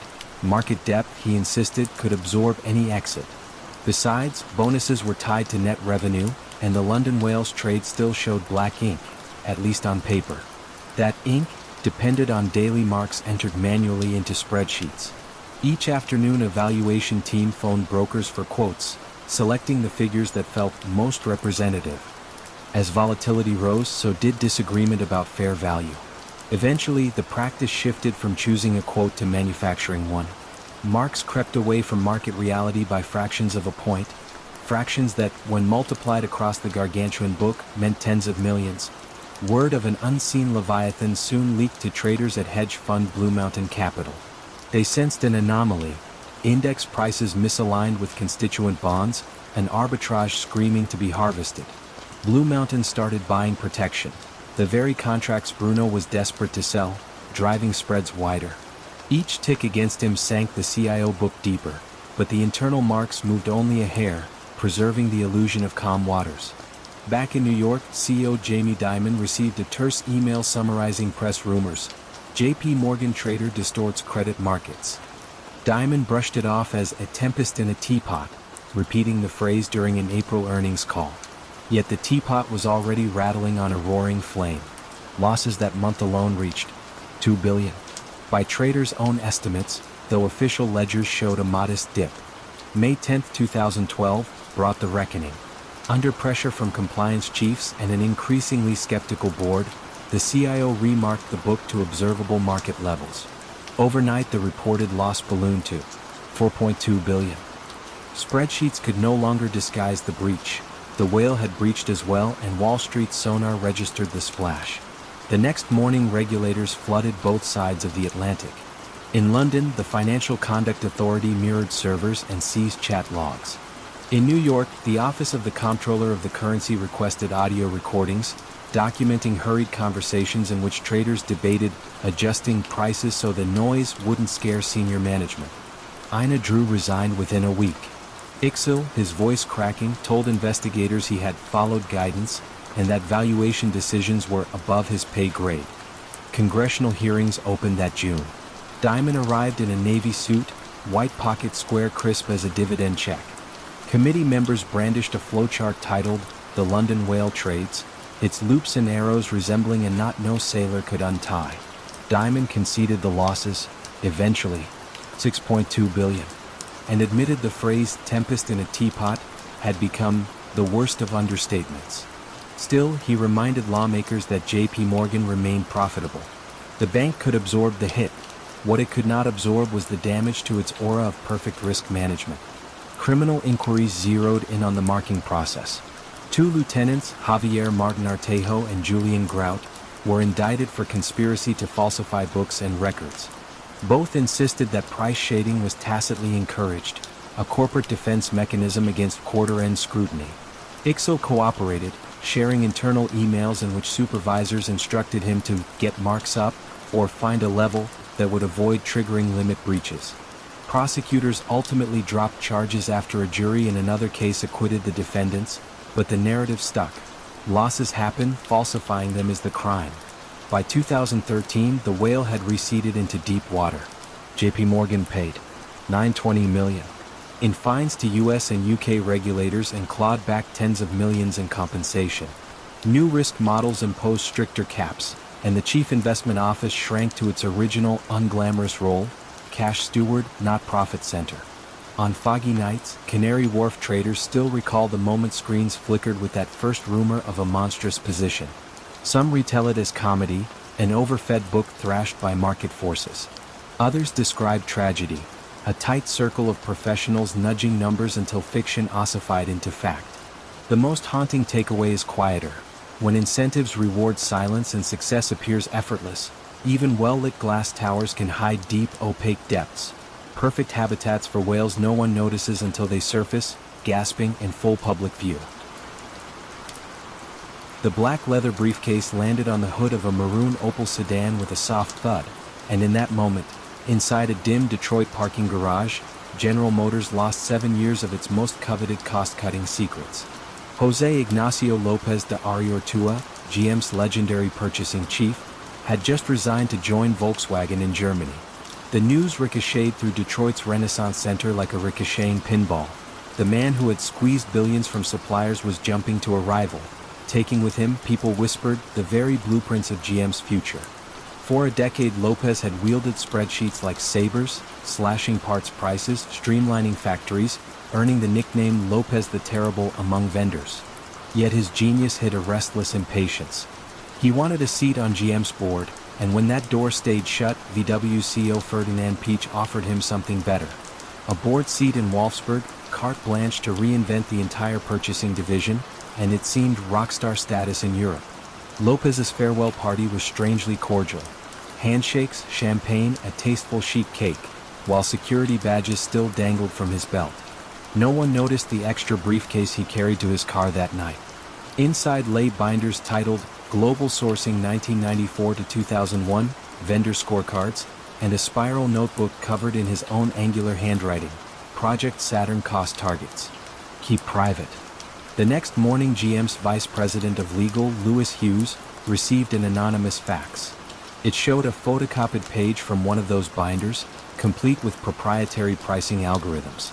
Scrawled across the bottom were 3 words, "He took everything." Hughes phoned GM security, who combed badge logs and surveillance tapes. Footage revealed Lopez wheeling 2 suitcases out at 10:13 p.m., one more than he had wheeled in. While corporate investigators traced the missing documents, Lopez was already in Wolfsburg, striding through glass corridors as if he had lived there forever. He promised Piëch he could shave $1,000 off the cost of every future Golf and Polo by imposing the same ruthless supplier regime he had pioneered in Detroit. When his new lieutenants asked how, he tapped a folder marked Confidential, USA, and smiled thinly. Back in Michigan, GM summoned the FBI. Special Agent Don Shands, a quiet man with rimless glasses, listened as engineers described the purloined binders. He understood their value immediately. The pages outlined which factories would close, which suppliers were vulnerable, and exactly how low GM believed each component price could go. If Volkswagen wielded those figures, it could underbid GM worldwide for years. The Bureau opened a file under the Economic Espionage Act, passed just 3 years earlier, and in coordination with German prosecutors secured a raid warrant. One gray dawn in August 1993, Lower Saxony police swept through Lopez's Wolfsburg office. Desks were searched, cabinets unlocked, and, crucially, a safe behind a framed abstract painting cracked open. Inside lay dozens of files bearing GM logos. Lopez stood rigid, arms folded, insisting that the material was personal study notes. Officers cataloged every page, sealed them in tamper-evident bags, and carried them out under the curious eyes of VW staff. The story erupted. German tabloids called it Operation Documents. American papers labeled Lopez a James Bond villain with a spreadsheet instead of a pistol. Piëch, unflappable in public, privately fumed. He argued the police had overreached, that Lopez carried only general knowledge gathered during his GM tenure. But optical charm-marked pages matched the missing binders. There was no plausible deniability. GM filed a civil lawsuit in a U.S. federal court, alleging theft of trade secrets and racketeering. The complaint spanned 160 pages, each more damning than the last. Volkswagen's share price dipped. Suppliers wondered whether to freeze bids. The German government, partial owner of VW, braced for diplomatic friction. As depositions loomed, Lopez retreated from public view, commuting between lawyers' offices in Munich and a secluded farmhouse in the Basque Country. There, among rolling hills, he pored over transcripts, rehearsing answers that walked the knife edge between bravado and perjury. He insisted he had carried the files only to benchmark VW's costs. He intended to return or destroy them once he had internalized the lessons. The explanation impressed no one. 2 years dragged on. At one mediation session in Detroit, GM's chief counsel slid a photo across the polished mahogany table. Lopez's safe, its door ajar, GM binders stacked neatly inside. Peach inhaled sharply, then whispered to advisors. Hours later, a tentative settlement emerged. VW would pay GM $100 million, agree to purchase $1 billion in parts from GM suppliers over 7 years, and issue a joint statement condemning misunderstandings that encouraged the transfer of sensitive materials. Lopez quietly would resign for personal reasons. When the announcement hit the wires on New Year's Eve 1996, analysts called it the costliest briefcase in automotive history. GM hailed the agreement as a warning shot to anyone plotting to walk away with proprietary data. VW spun it as a strategic sourcing partnership that benefited both companies. Yet the shadows of espionage clung to Wolfsburg's corridors long after the checks cleared. Lopez never faced criminal conviction. German prosecutors eventually closed their case, but his reputation fractured. He spent his final industry years consulting for smaller suppliers, his brilliance still respected, his methods forever suspect. In training videos, GM now shows new managers a grainy still of Lopez wheeling that extra suitcase out of the parking garage. Remember, the narrator intones over a faint hum of fluorescent lights. Betrayal seldom looks like a spy in a trench coat. Often it looks like a trusted colleague saying a polite goodbye, while a briefcase filled with your future rests casually at his side. And somewhere in Wolfsburg's archives, a scuffed leather case gathers dust, a silent monument to how one night's quiet thud can echo through 2 continents, shake boardrooms, and remind every corporation that nothing is more fragile than the trust that guards its deepest secrets. Morning fog curled around the cobbled streets of Parma in December 2003, wrapping Italy's gastronomic heart in a soft gray hush. At the modern headquarters of Parmalat, Europe's largest dairy producer, fluorescent lights cut the gloom, illuminating portraits of rolling pastures and happy cows. For more than a decade, these images had symbolized security to millions of shoppers and investors alike. They were buying more than milk. They were buying the myth of endless, wholesome growth, a myth spun by the company's founder, Callisto Tanzi. Tanzi was a local boy who had turned a single pasteurization plant into a global conglomerate. He spoke softly, almost shyly, but his ambitions filled boardrooms from Caracas to Kuala Lumpur. Reporters called him El Mago, the magician, because whatever he touched seemed to double in size. Yet inside the executive suite, a different kind of magic was at work, orchestrated by the firm's boy-genius chief financial officer, Fausto Tana. He excelled at making liabilities vanish and profits bloom, all with the click of a spreadsheet cell. Parmalat's secret rested in a single number: 3.95 billion. That was the cash balance the company claimed to hold in a Bank of America account on the island of Grand Cayman. A reassuring war chest that explained how a dairy company could buy television stations, a soccer club, even a travel agency without straining its finances. Analysts trusted the figure because it appeared on official letterhead. The letterhead, however, was counterfeit. The first tremor surfaced when a junior analyst at Merrill Lynch asked a simple question during a routine bond issuance call. Could we get independent confirmation of the Cayman account? Tana promised the document within 48 hours. He produced it in 24, a faxed letter, neat and convincing, complete with a stamped signature from a bank officer no one had ever met. The analyst filed it away, conscience quieted. Meanwhile, on Parmalat's trading floor in Milan, debt maturities loomed like storm clouds. Tana began raising cash through a maze of shell companies with sunny names: Bucanero, Epicurum, Web Holdings. Each issued private bonds, which Parmalat immediately booked as receivables, an accounting sleight of hand that turned borrowed money into income. When auditors asked why these receivables never converted to cash, Tana shrugged. Emerging market delays, currency issues, bureaucratic snarls. He said it all with such calm authority that auditors jotted notes and moved on. Yet cracks deepened. A tiny hedge fund in Connecticut, distressed debt specialist Grant Capital, sniffed something sour in a recent bond prospectus. Trade payables were climbing while dairy sales, by independent measures, were flat. The fund placed a modest short position, betting that Parmalat's debt would falter. To justify the trade, an analyst dialed Bank of America in Charlotte, North Carolina, and asked to be transferred to the Cayman branch. There was a pause. The operator quietly replied, "Sir, we have no Cayman branch." 2 weeks later, Deloitte's Italian audit team, previously content with photocopies, sent an urgent cable to its U.S. counterpart, "Need original confirmation of $3.95 billion client cash account." The Americans contacted Bank of America directly. The bank promptly disavowed the letter. Deloitte's partners in Milan found themselves staring at a $3.95 billion hole where Parmalat's liquidity was supposed to be. Tana received the auditor's demand for clarification on a rainy Friday afternoon. He paced his office, glasses fogging, rehearsing plausible explanations. A clerical error, a name mismatch, rogue employee fraud. But within hours he knew the fiction had run its course. That evening he called Tanzi at the founder's lakeside villa. According to later testimony, Tana's voice shook as he spoke 7 words that ended an empire. "Callisto, the cash. There is no cash." News of the vanished billions broke the following Monday. Bond prices plummeted. Supermarket shelves still held Parmalat milk, but equity markets treated the company like curdled leftovers.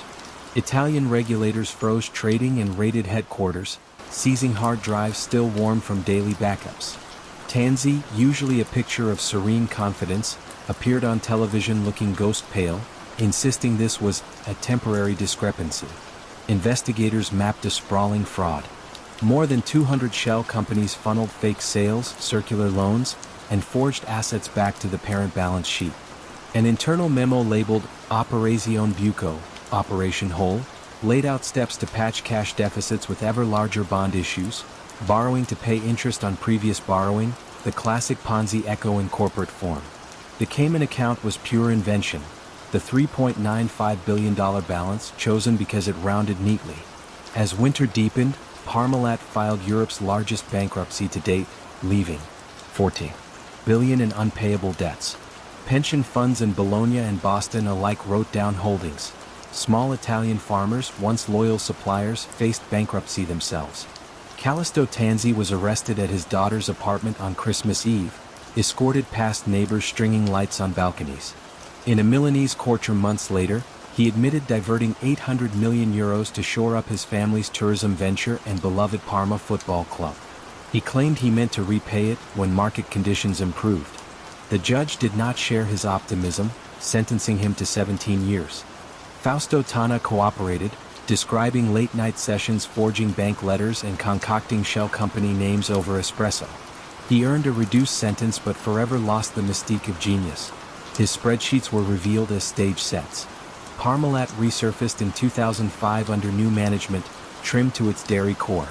The blue and yellow cartons still occupy European refrigerators, bearing little sign of the scandal beyond a discreet change in logo. For auditors and analysts, though, the lesson endures: trust but verify and never mistake pastoral imagery or a flawless bank letter for real liquidity. Some evenings, train passengers passing Parma's outskirts can glimpse the old headquarters bathed in sodium lights. The cows on the mural still smile, but their eyes seem to follow the night shift trudging inside, as if to ask whether anyone now checks the bank balances twice. Once for the number and once for the story behind it. The click of the fax machine at 2:13 a.m. sounded harmless, yet in that soft mechanical were lay the future contours of Gillette's most important razor, copied, transmitted, and delivered into the hands of its fiercest rivals while Boston slept.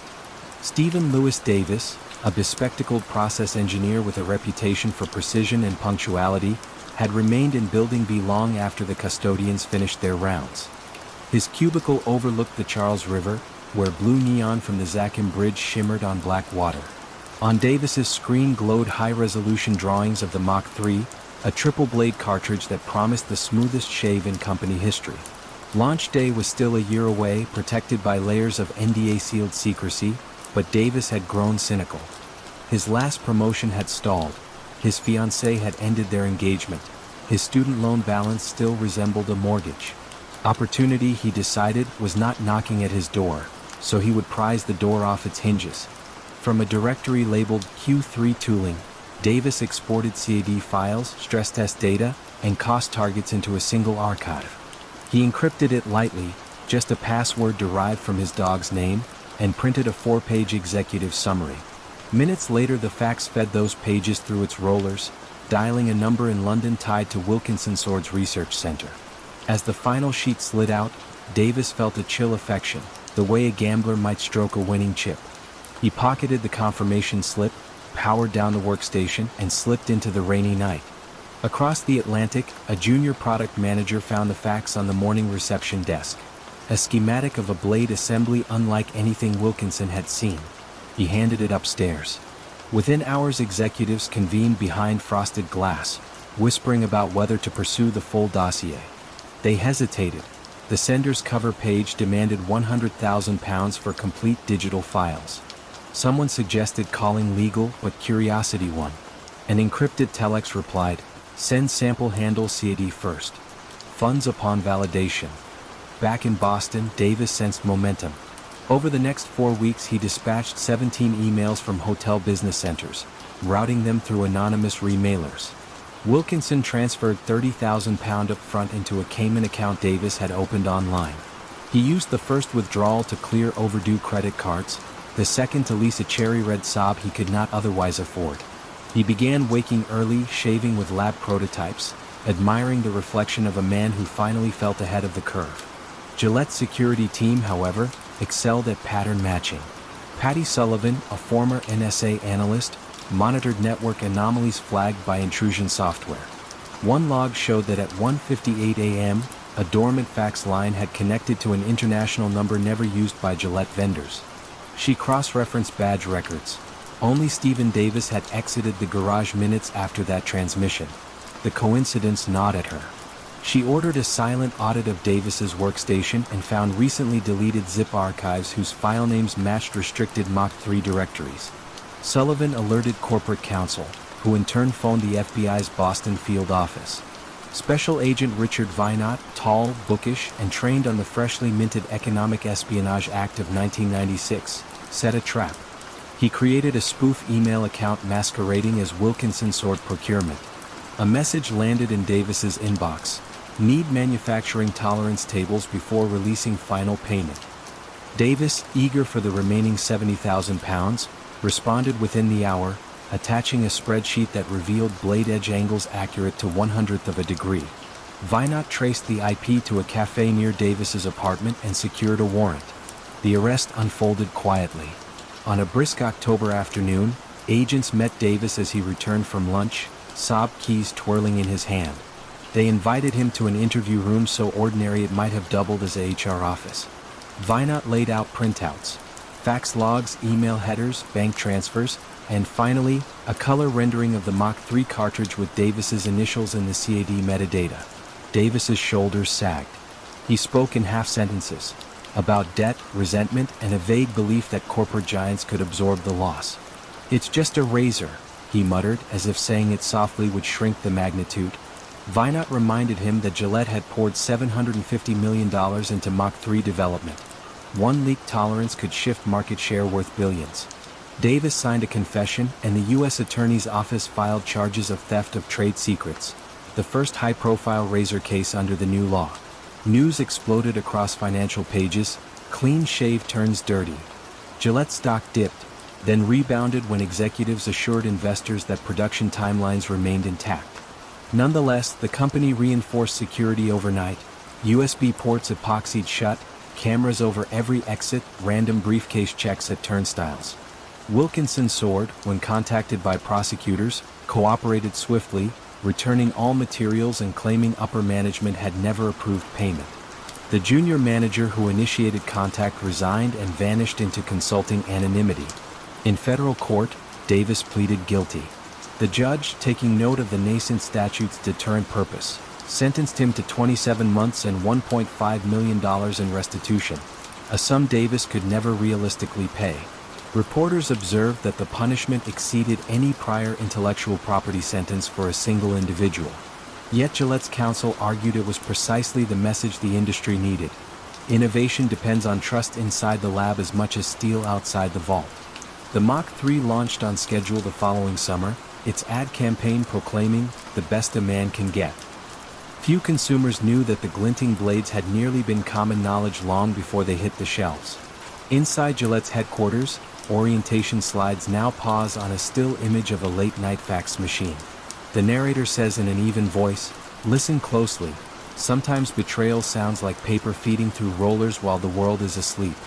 Through narrow windows in his low-security prison, Davis could see fellow inmates shaving each morning with budget twin blades that tugged and nicked. He heard rumors that the commissary would soon stock the new Mach 3 at a premium. The irony cut deeper than any cheap razor. He had tried to sell tomorrow's shave for tonight's comfort and wound up with neither. And so the whispered moral circulates in offices from Boston to Berlin. Secrets rarely vanish with a roar. They slip out on a thin ribbon of paper at 2:13 a.m., carried by someone the guard waved through every morning, never guessing that the keenest edge was not forged in stainless steel but honed slowly in human discontent. Houston's autumn air carried a faint tang of crude oil, a scent locals treated like background music. Along the city's Smith Street corridor, one tower gleamed brighter than the rest. Enron Center, 40 stories of blue-green glass rising over the freeway. Employees nicknamed it the spaceship, a vessel aimed at tomorrow, captained by CEO Jeffrey Skilling and founder Ken Lay. Inside, energy wasn't merely bought or sold. It was innovated, packaged, streamed, buzzwords that turned gas pipelines into Silicon Valley dreams. Every morning at 7 a.m., a bell chimed on the sixth-floor trading floor. Rows of young MBAs, headsets glowing, shouted prices for electricity 5 states away. Their bonuses depended on perpetual motion. The more deals closed, the higher the number on the giant scoreboard that hung above them like a digital sun. Jeff Skilling often strolled the aisle, clapping shoulders, repeating his mantra, "We are the good guys. We are creating markets out of thin air."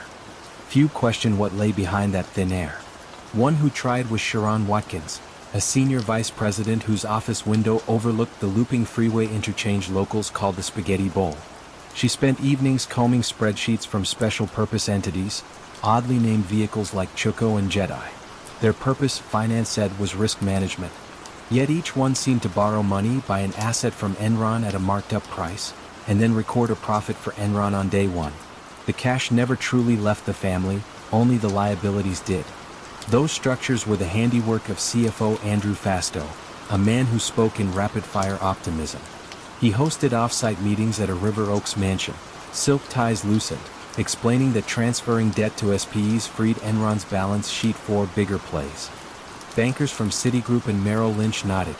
Fees were rich and Enron stock, ticker symbol E&E, rose with every new deal. In quarterly calls, Skilling boasted of robust earnings visibility, a phrase analysts copied verbatim into reports. Few noticed the cash flow statement, where actual dollars quietly leaked away. One April afternoon in 2001, Fortune magazine writer Bethany McLean phoned Skilling's office. Her question was disarmingly simple. How exactly does Enron make its money? The PR handler offered jargon.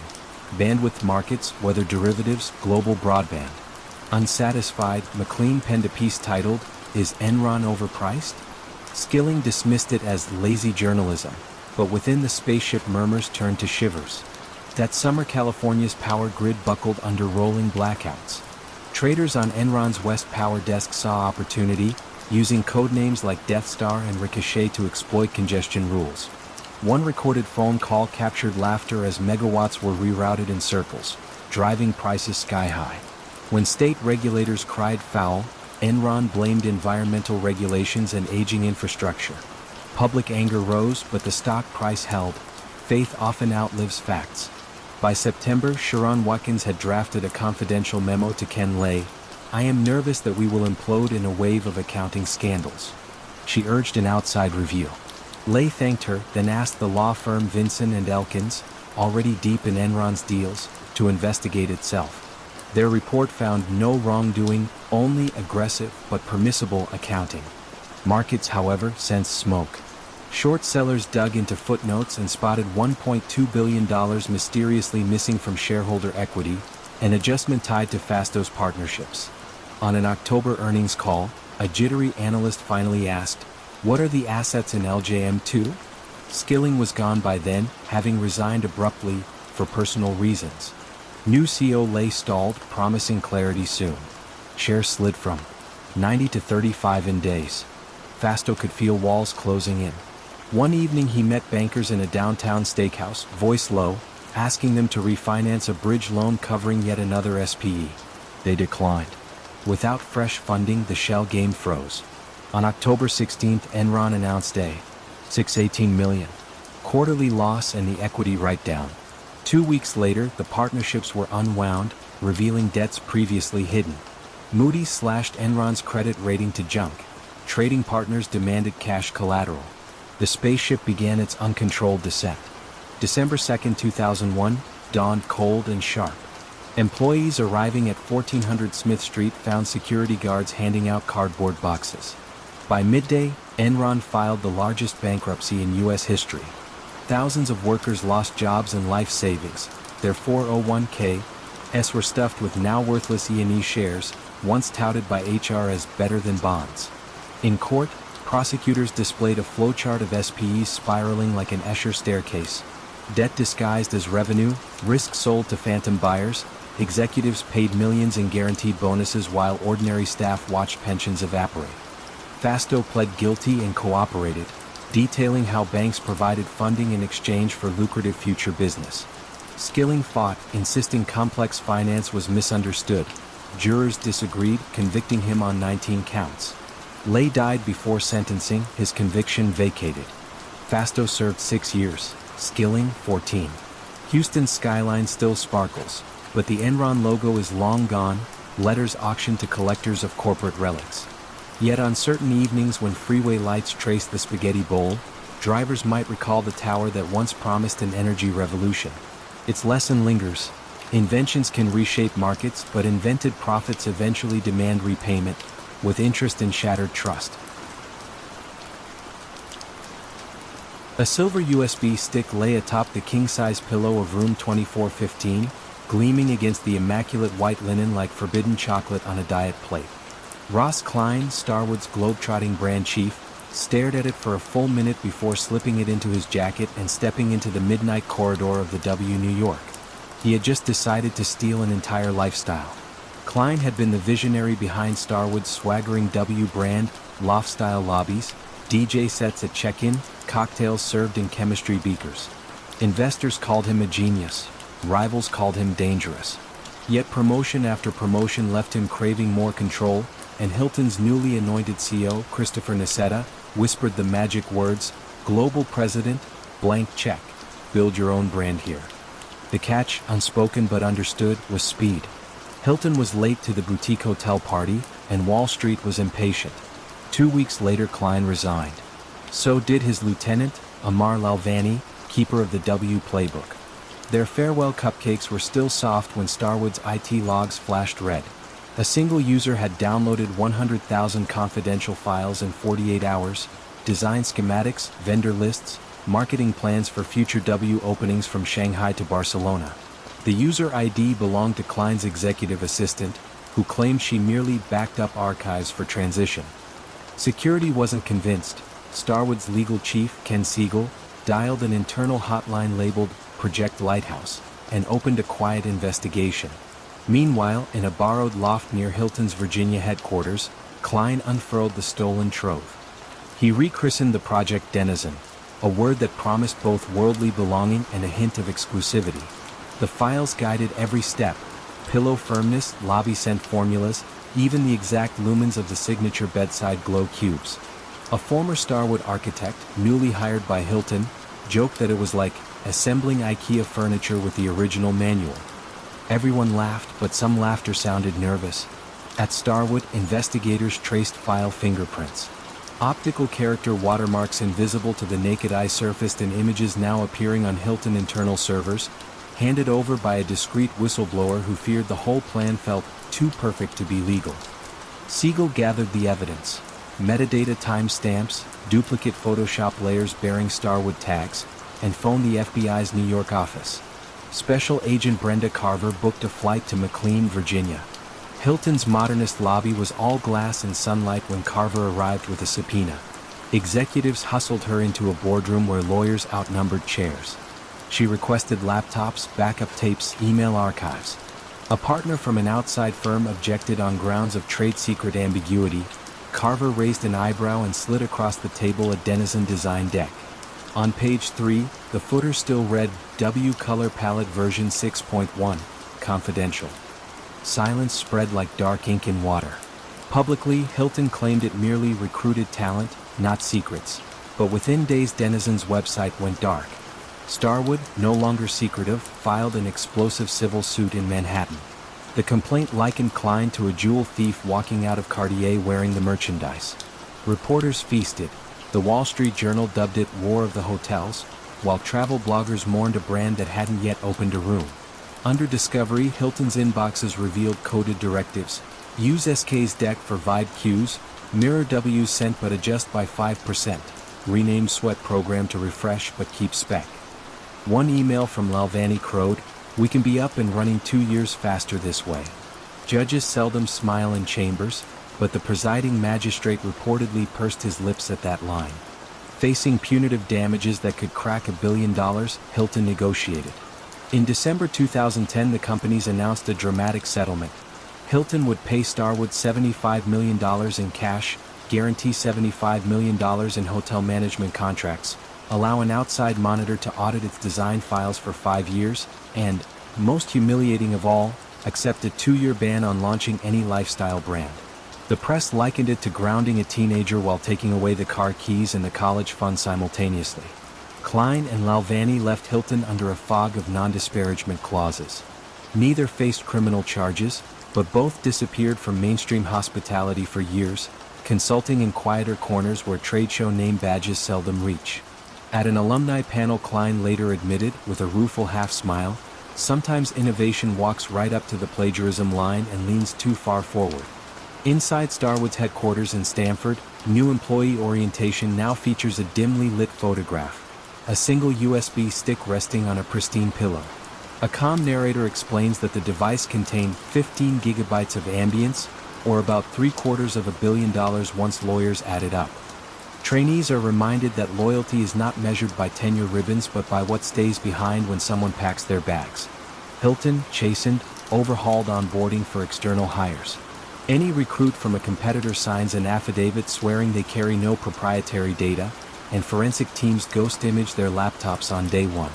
The policy is blunt but effective. No one wants a repeat of the blueprint on the pillow. Guests, of course, remember none of this. They glide through hotel lobbies, cocktail glasses catching chandelier light, unaware that every playlist and paint swatch has been vetted by lawyers. Yet somewhere behind the scenes a designer pauses, wonders whether the accent chair feels too familiar and swaps it out, just in case. And in meeting rooms from Chicago to Copenhagen the parable circulates.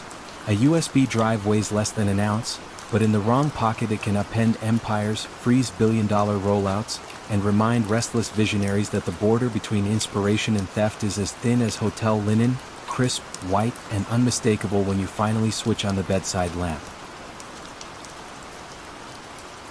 The wafer glowed a deep, impossible violet as the extreme ultraviolet beams swept across it, and in that fragile moment, inside a hermetically sealed clean room near San Jose, the future of every advanced microchip in the world flickered on a single sliver of silicon. SML, the Dutch firm that ruled lithography, had bought its Bay Area software arm, Brian Technologies, precisely so moments like this could unfold in America as well as Eindhoven. The engineers in bunny suits called their brainchild Twinskin, a machine capable of etching features smaller than a coronavirus onto silicon wafers. What almost no one knew was that Brian's pattern correction software, codenamed Twilight, was the real magic dust. Without it, the $150 million machines were glorified flashlights. Shin Zhongfu understood that better than anyone. A quiet algorithm specialist with a doctorate from Berkeley, Shin had spent 8 years perfecting the equations that let Twilight anticipate how light would ripple through each mask layer and adjust the beam in real time. Patent citations listed his name over 100 times. Yet his promotion ladder froze. Colleagues said he lacked leadership sparkle. At home, Shin binged news about China's push for semiconductor independence. Headlines spoke of government grants, national pride, and a shortage of top-tier lithography know-how. Shin felt a tug, half patriotism, half wounded ego. On a rainy December Friday, he slipped a portable SSD the size of a matchbox into his badge pouch. Brian's firewall flagged no anomalies. Shin's credentials sat atop the access hierarchy. He executed a silent script that swept the Twilight repository, simulation kernels, masked data preprocessors, even a confidential future node roadmap stretching to the Angstrom era. 2 hours later, the progress bar winked complete. Shin encrypted the trove and headed for the parking lot, where an ordinary Honda Civic waited beneath sodium lamps humming like distant bees. The plan was elegantly crooked. Shin had co-founded a shell company, Xdale, with 2 former classmates in an office park outside Palo Alto. Publicly, they offered optics consulting. Privately, they pitched venture funds on a technology that could skip a decade of R&D. The pitch deck promised a software suite called Crystal Clear that just happened to mirror Twilight feature for feature. Investors nodded. One agreed to wire an initial $6 million once a demo proved viable. Shin began nights and weekend sprints, porting Twilight's code into Crystal Clear with cosmetic changes. Variable names altered, comments stripped, algorithms left intact. Inside ASML, anomaly lights finally flickered. Security engineer Laura Kiesling noticed that a rarely used export utility had logged 2 terabytes of outbound traffic in one weekend. She pulled badge logs. Shin swipe at 2:07 a.m., exit at 4:41 a.m. She flagged it, but because Shin still worked on high-level tasks, management chalked it up to overtime. Kiesling wasn't satisfied. She installed a canary file deep inside the repository, a harmless decoy documenting a fictitious breakthrough called OptiPhase. If that file ever surfaced outside, she would know. 3 months later, an industry blogger covering a startup conference posted screenshots of Crystal Clear's UI. Zooming into the corner of one slide, Kiesling saw a file tree. One folder read OptiPhase notes. Her pulse thudded. She printed the screenshot, walked straight to the legal floor, and set it on the general counsel's desk. Within a week, ASML subpoenaed the startup's records and called the FBI. Special Agent Diego Serrano, freshly reassigned from cyber fraud, met Kiesling in a glass-walled conference room that smelled of burnt coffee and panic. She laid out a timeline, code checkout logs, badge swipes, and the incriminating screenshot. Serrano won a sealed warrant to image-style servers.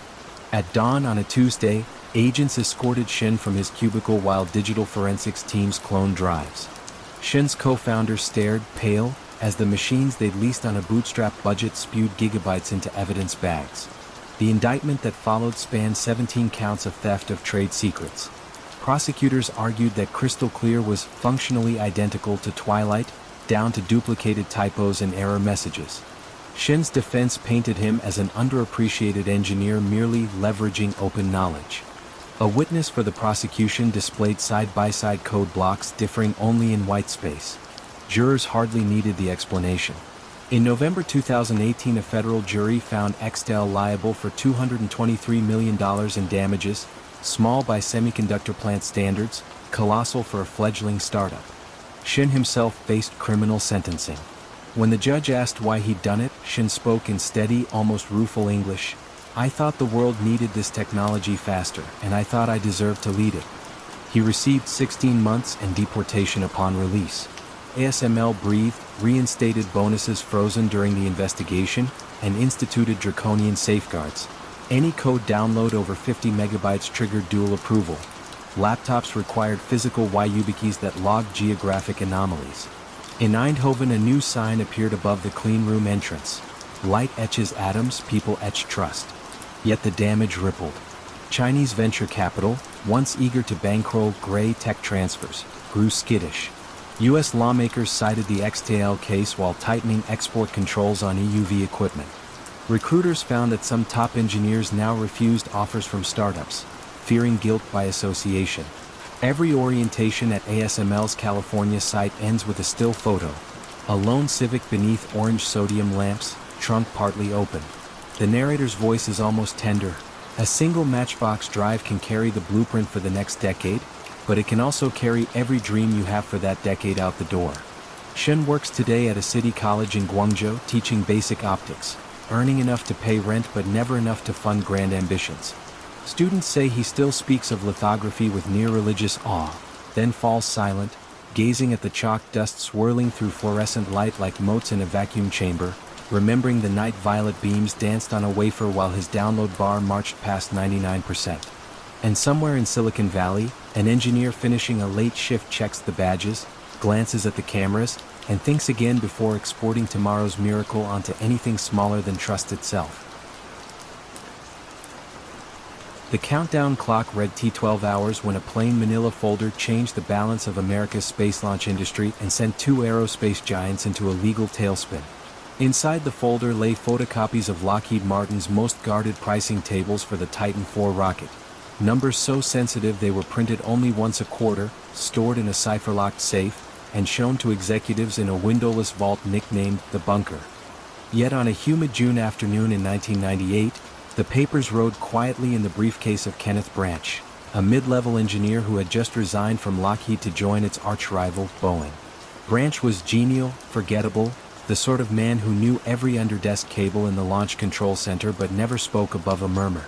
When he gave 2 weeks' notice, colleagues signed a Hallmark card and assumed he was chasing a raise. No one watched as he packed the folder between spiral notebooks and a coffee-stained flight dynamics manual. TSA still used metal detectors, not document checks, so the secrets flew with him from Cape Canaveral to Boeing's Delta launch offices in Huntington Beach, California. Boeing's leadership was desperate. The Pentagon had announced the Evolved Expendable Launch Vehicle (ELV) program, an $18 billion decade-long contract to ferry military satellites into orbit. Winning required a bid so lean it squeezed profit to the bone, and analysts whispered that Lockheed's Titan line was the favorite. When Branch walked into a strategy meeting, set the folder on the mahogany table and said, "I brought something that might help us sharpen our pencil," nobody asked many questions. Inside were charts that spelled out Lockheed's cost per launch pad, labor hours, contingency padding, and espionage gold mine. Boeing's proposal team cross-referenced each data point, trimming just enough off its own Delta IV budget to undercut Titan by a hairbreadth. Months later, the Air Force awarded Boeing 21 of the first 28 ELV missions. Celebratory champagne sprayed in Seattle boardrooms. Branch received a discreet $10,000 bonus and a corner cubicle overlooking the Pacific haze. Lockheed smelled trouble. Post-award debriefs hinted that Boeing had hit target prices with uncanny precision. Rumors floated that someone had walked the playbook across the street. Lockheed's security director, retired FBI agent Paul Gentile, launched an internal audit. He found that a master copy of the pricing tables, normally logged out only under dual signature, was missing on the day Branch cleaned out his desk. Gentile pulled visitor logs, badge swipes, and shredding receipts, then phoned the Department of Defense hotline. The case landed on the desk of Special Agent Edward Bayer in the Air Force Office of Special Investigations. Bayer, lean and soft-spoken, had tracked cargo smugglers in Turkey. A missing folder sounded tame, but two details hooked him: national security payloads and an $18 billion swing. He subpoenaed Boeing's bid archives, buried deep in a secure vault. Among the spreadsheets he spotted cells highlighted in pink, values matching Lockheed numbers down to the dollar.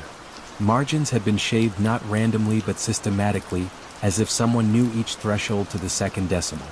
Bayer requested emails of the Delta proposal team. One chain chilled the room. A manager wrote, "Thanks, Ken. These LM figs help us nail the cost story." Another replied, "With their risk premium exposed, we can beat them at every weight class." The paper trail was blunt enough to slice steel. Search warrants followed. Agents seized Branch's home computer and found scans of Lockheed watermark patterns embedded in his recycle bin. Boeing's Washington lobbyists braced for fallout. Space launch contracts touch every congressional district with parts suppliers. The Justice Department convened a grand jury. Headlines roared, "Boeing accused of rocket espionage." Defense analysts called it the biggest industrial theft scandal since the Cold War. In July 2003, the Pentagon took a weapon seldom used against Fortune 500 contractors: suspension. Boeing was barred from new launch contracts for 20 months. Satellites worth billions sat in clean rooms awaiting rides that suddenly belonged to Lockheed. Investors panicked. Boeing stock dipped 8% in a day. Internally, engineers joked darkly that the company had achieved escape velocity, only in reverse. Branch pled guilty to conspiracy to steal trade secrets. At sentencing he spoke barely above a whisper, "I thought I was just helping my new team compete." The judge countered that he had jeopardized military readiness and trust in the aerospace backbone. Branch received a 2-year prison term and a lifetime ban from defense work. Boeing's vice president of space systems resigned abruptly and later testified under immunity. Facing civil suits, Boeing agreed in 2006 to pay Lockheed $298 million and forfeit 3 launches. The two adversaries, battered and wary, later merged their rocket divisions into a joint venture, United Launch Alliance, created largely to reassure the government such cutthroat leaks would never happen again. In irony worthy of orbital mechanics, the folder that split them ultimately forced them into the same cockpit. Inside Boeing today, a framed photo hangs in the ethics hall, a plain manila folder resting on a launch pad schematic. Beneath it, a caption in calm sans serif reads, "The most powerful payload is information. Handle with gravity." New hires must initial a clause stating that bringing any competitor document into a Boeing facility is grounds for immediate termination. No exceptions, no excuses, no second countdown. Lockheed likewise hardened protocols, biometric safes, randomized audits, escort rules for any departing employee. In orientation slides a red banner flashes, "Never be the last person alone with the folder." The reminder feels melodramatic until someone recounts the night T-12 hours turned into a multi-billion-dollar detour. Kenneth Branch now lives quietly in rural Florida, repairing outboard motors and watching rocket launches on a portable TV. When Delta or Atlas boosters arc into the blue, he sometimes turns away before the first stage separation, as if the sight still burns. Those who know him say he never speaks of the manila folder, only of how silence can weigh more than liquid hydrogen. And so, in briefing rooms from Huntsville to Toulouse, managers retell the parable. Trust is the thrust that lifts every project. Betray it, and even the mightiest rocket shudders, veers, and must share its orbit with the shadow of one flimsy, unassuming folder, passed hand to hand when no one was looking but felt, explosively, by everyone once the countdown ends. The garbage truck's hydraulic claw paused midair when a hooded figure darted from the shadows, yanked a single black trash bag away from the jaws, and vanished into the pre-dawn gloom outside Unilever's Helene Curtis offices in Chicago.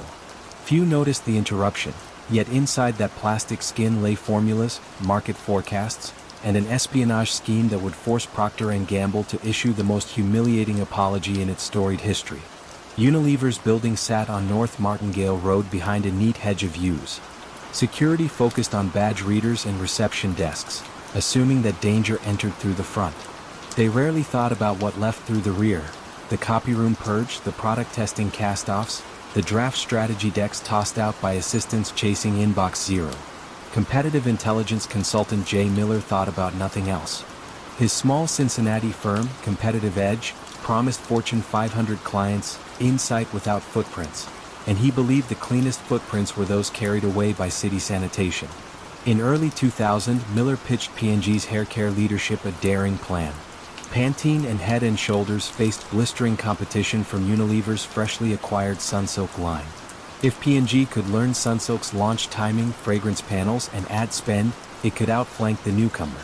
Miller's proposal: dispatch operatives to Unilever's Chicago campus 3 nights a week, pull every trash bag marked R&D or marketing, and ship the contents to a locked room in Cincinnati for sorting. The code name, Project Mirror, hinted at the goal: reflect Unilever's every move before they made it. Senior managers hesitated. Dumpster diving skirted legality but did not, strictly speaking, require trespass if the bags were placed for public pickup. Miller cited precedents, produced a memo from his attorney, and promised absolute discretion. After 2 closed-door reviews, the executives nodded. They wanted the insight before budget season. They also wanted plausible deniability. An oral green light was all Miller needed. 4 operatives rotated the night shift. They wore reflective vests to resemble municipal workers and carried clipboards in case a passerby questioned them. A lookout parked a white panel van 1 block over, police scanner hissing softly. Between February and September, the team snagged more than 80 bags. Each was tagged, frozen to halt ink bleed, then ferried to Miller's office, where temps armed with latex gloves and staple removers plucked gold from coffee grounds. They found fragrance library sheets showing that Unilever would lean into orchid mango notes. They uncovered a media buy calendar revealing a nationwide TV blitz slotted for Memorial Day. The crown jewel was a 3-page lab memo marked confidential. Microemulsion breakthrough that detailed a new anti-frizz technology weeks from patent filing. Miller's Weekly Digest landed on P&G Hair Care Vice President Lisa Kowalski's desk each Friday, sealed in blue folders. Kowalski relayed select nuggets to brand teams, who quietly tweaked Pantene's fragrance brief and accelerated an alternative anti-frizz line. No one wrote any of it down. They called the intel gray notes, discussed in rooms where the shredders whirred the moment the meeting ended. But trash, ironically, never disappears. One humid August morning, a janitor at Unilever sliced open a swollen bag that had missed the dock pickup. Out slid a binder he did not recognize, its cover stamped with a red P&G logo. The janitor flagged security. Investigators retraced the bag's journey, found scuff marks on the dumpster lid, and concluded someone had been lifting sacks in the night. Unilever hired former FBI agent Marion Dalton, who installed motion cameras overlooking the loading bay and embedded GPS trackers in several trash liners. A week later, Dalton watched grainy footage of 2 men in fluorescent vests hoisting bags into a van bearing Ohio plates. The GPS ping led to an address in suburban Cincinnati leased to Competitive Edge. Dalton alerted Unilever's in-house counsel. By October, a civil complaint was drafted alleging misappropriation of trade secrets, deception, and unfair competition. Before filing, Unilever's general counsel dialed P&G CEO Dirk Yeager, a courtesy call that landed like a mortar shell. P&G's board convened an emergency session in Cincinnati's ivory-bricked headquarters overlooking the Ohio River. Legal staff admitted the operation, arguing it had skirted trespass laws. Public relations executives warned that consumers would recoil if the world's biggest household products company was caught rifling through trash for trade secrets. The board ordered an immediate shutdown of Project Mirror, retention of outside counsel, and a forensic sweep of every relevant hard drive. In March 2001, news broke. Procter & Gamble confesses to dumpster spying on Unilever. Headlines paired the word shampoo with espionage, an absurd collision that nonetheless shaved nearly $1 billion off P&G's market cap in 2 days. Reporters camped outside corporate gates. Late-night hosts cracked jokes about secret shampoo recipes hidden in banana peels. Unilever demanded $20 million in damages and a court-appointed monitor to ensure destruction of all illicit material. P&G counteroffered $5 million and a public apology. Negotiations seesawed until both sides settled at $10 million, confidentiality clauses sealing the finer points. P&G issued a contrite statement. Our actions fell short of the high standards we set for ourselves. Unilever's press release was drier but pointed. Let the marketplace, not the dumpster, decide competition. Internally, P&G rolled out a scorched earth ethics overhaul. Any external intelligence gathering now required written clearance from legal, and dumpster extraction was banned outright. Employees attended workshops titled Integrity Beyond Compliance, where facilitators passed around a crumpled black trash bag as a tactile reminder of the fiasco. Miller's firm dissolved. He resurfaced years later as a risk consultant preaching clean intel only. Unilever too learned. The Chicago campus installed compactors that pulverized documents before curbside handoff. Shredders got mandatory microcut upgrades, and the rear-loading dock gained motion-sensing floodlights that snapped on at the faintest rustle. Janitors were trained to flag any stray page bearing a rival's logo, an ironic feedback loop born from the folder that boomeranged home. Today, new hires at both companies watch a brief training video. It opens with security cam footage of that hooded figure rescuing a bag from a dumpster's maw. A calm narrator says, "What you're about to see weighs less than 4 pounds, but it lowered share prices, reshaped policies, and reminded us that the line between vigilance and violation can be as thin as plastic film." The screen fades to black. The lecture begins. Somewhere outside Chicago, dawn garbage trucks still growl along Martingale Road. Their claws lift dumpsters, and sometimes loose pages flutter in the breeze, but every driver now knows a security camera is watching, and every scrap of paper might carry $1 million secret. Because in the quiet hours when the city sleeps, even the softest rustle of a trash bag can echo through boardrooms, shake balance sheets, and teach global titans that the simplest thefts often leave the deepest stains. The photocopier's lamp slid beneath a scarlet binder packed with 780 pages of top-secret schematics, and for a single breathless moment in a Surrey print shop the entire future of Formula One racing lay exposed under fluorescent light. Nigel Stepney, Ferrari's veteran race team engineer, had driven through the night from Maranello, the Italian still asleep, the binder belted into the passenger seat like a silent accomplice. 4 months Stepney had simmered, passed over for promotion, uneasy with new management, sure his brilliance was taken for granted. Across the English Channel his old colleague Mike Coughlin, now chief designer for McLaren, nursed a complimentary frustration. McLaren's silver cars kept finishing behind Ferrari's red ones, and sponsorship renewals hinged on closing the gap before the next Grand Prix. Their late-night phone calls grew longer, drifting from gossip to possibility and finally to conspiracy. Stepney promised the keys to the kingdom if Coughlin promised respect, and maybe a future role, once the tide turned. Coughlin's wife, Trudy, handled the logistics. She found a quiet copy shop in Woking that opened at dawn, well before commuters filled the car park.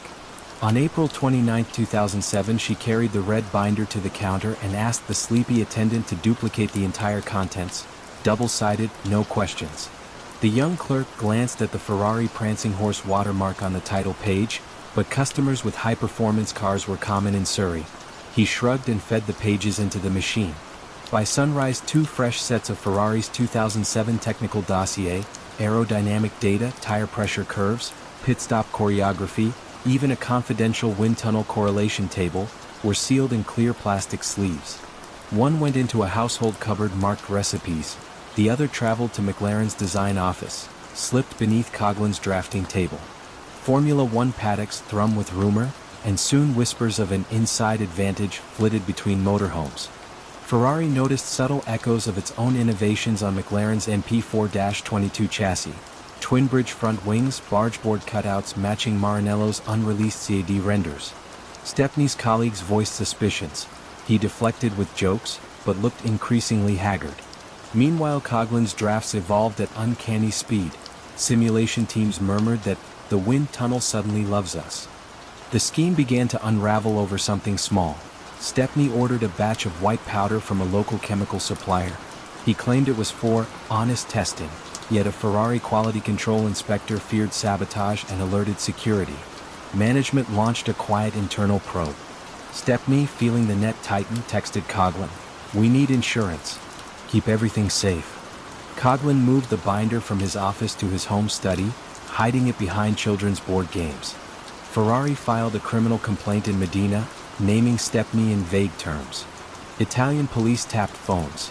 British investigators alerted McLaren. On July 3, an FIA official phoned Ron Dennis, McLaren's stoic team principal, requesting an urgent meeting. Dennis, unflappable until then, listened as detectives described Trudy Coughlin's copy shop visit. CCTV stills showed the red binder, unmistakable. Dennis confronted Coughlin, who folded within minutes, retrieving the files from the cupboard. Dennis called Ferrari's Jean Todt, voice trembling, to confess possession of the documents but claimed no competitive benefit had been taken. Todt was ice. Return them and prepare for consequences. The FIA convened an extraordinary World Motorsport Council in Paris. Evidence spilled across mahogany tables. Emails from Stepney outlining Ferrari's pit stop fuel masses, margin notes in Coughlin's handwriting comparing Ferrari's suspension geometry to McLaren's, and testimony from mechanics who saw Coughlin thumbing through red-bordered papers in the garage. Stepney, unreachable, vacationed on a Philippine beach and issued denials by fax. On July 26, the council delivered a provisional verdict. Stepney and Coughlin were guilty of possessing unauthorized data, but McLaren escaped penalty for lack of proof it had used the secrets. Ferrari fumed. The paddock split into camps. Fans coined the scandal Spygate. Then a smoking gun email surfaced. McLaren test driver Pedro de la Rosa had written to race driver Fernando Alonso, "Ferrari's tire numbers are from Nigel, but please keep to yourself." Suddenly, possession turned into use. A second hearing in September felt like a sentencing. The council fined McLaren a record, $100 million, and stripped every constructors' championship point for the 2007 season, the harshest penalty in motorsport history. Gasps echoed. Mechanics later said the Woking factory fell silent, as though the power had been cut. Stepney and Coughlin received lifetime bans, later reduced on appeal, their careers shattered like carbon fiber after a crash. Ferrari went on to edge McLaren for both titles that year, a victory tainted yet vindicating. Behind closed doors, the team installed biometric safes, introduced paper tracking microdots, and enforced need-to-know access even among senior engineers. McLaren rewrote its ethics manual, created a red channel requiring design staff to certify that no external IP had influenced their work, and began shredding drafts daily. In orientation today, new hires at both teams view a grainy image, a scarlet binder on a copier's glass caught mid-scan. A calm narrator explains, races are 1 in thousandths of a second, but a single photocopy can erase an entire season. Recruits learn that espionage is not just illicit, it is ruinously expensive, publicly humiliating, and, in a sport where brand equity fuels billion-dollar sponsorships, existential. Nigel Stepney died in a road accident years later, still protesting he had been misunderstood. Mike Coughlin found redemption designing suspension parts for NASCAR, far from the European spotlight.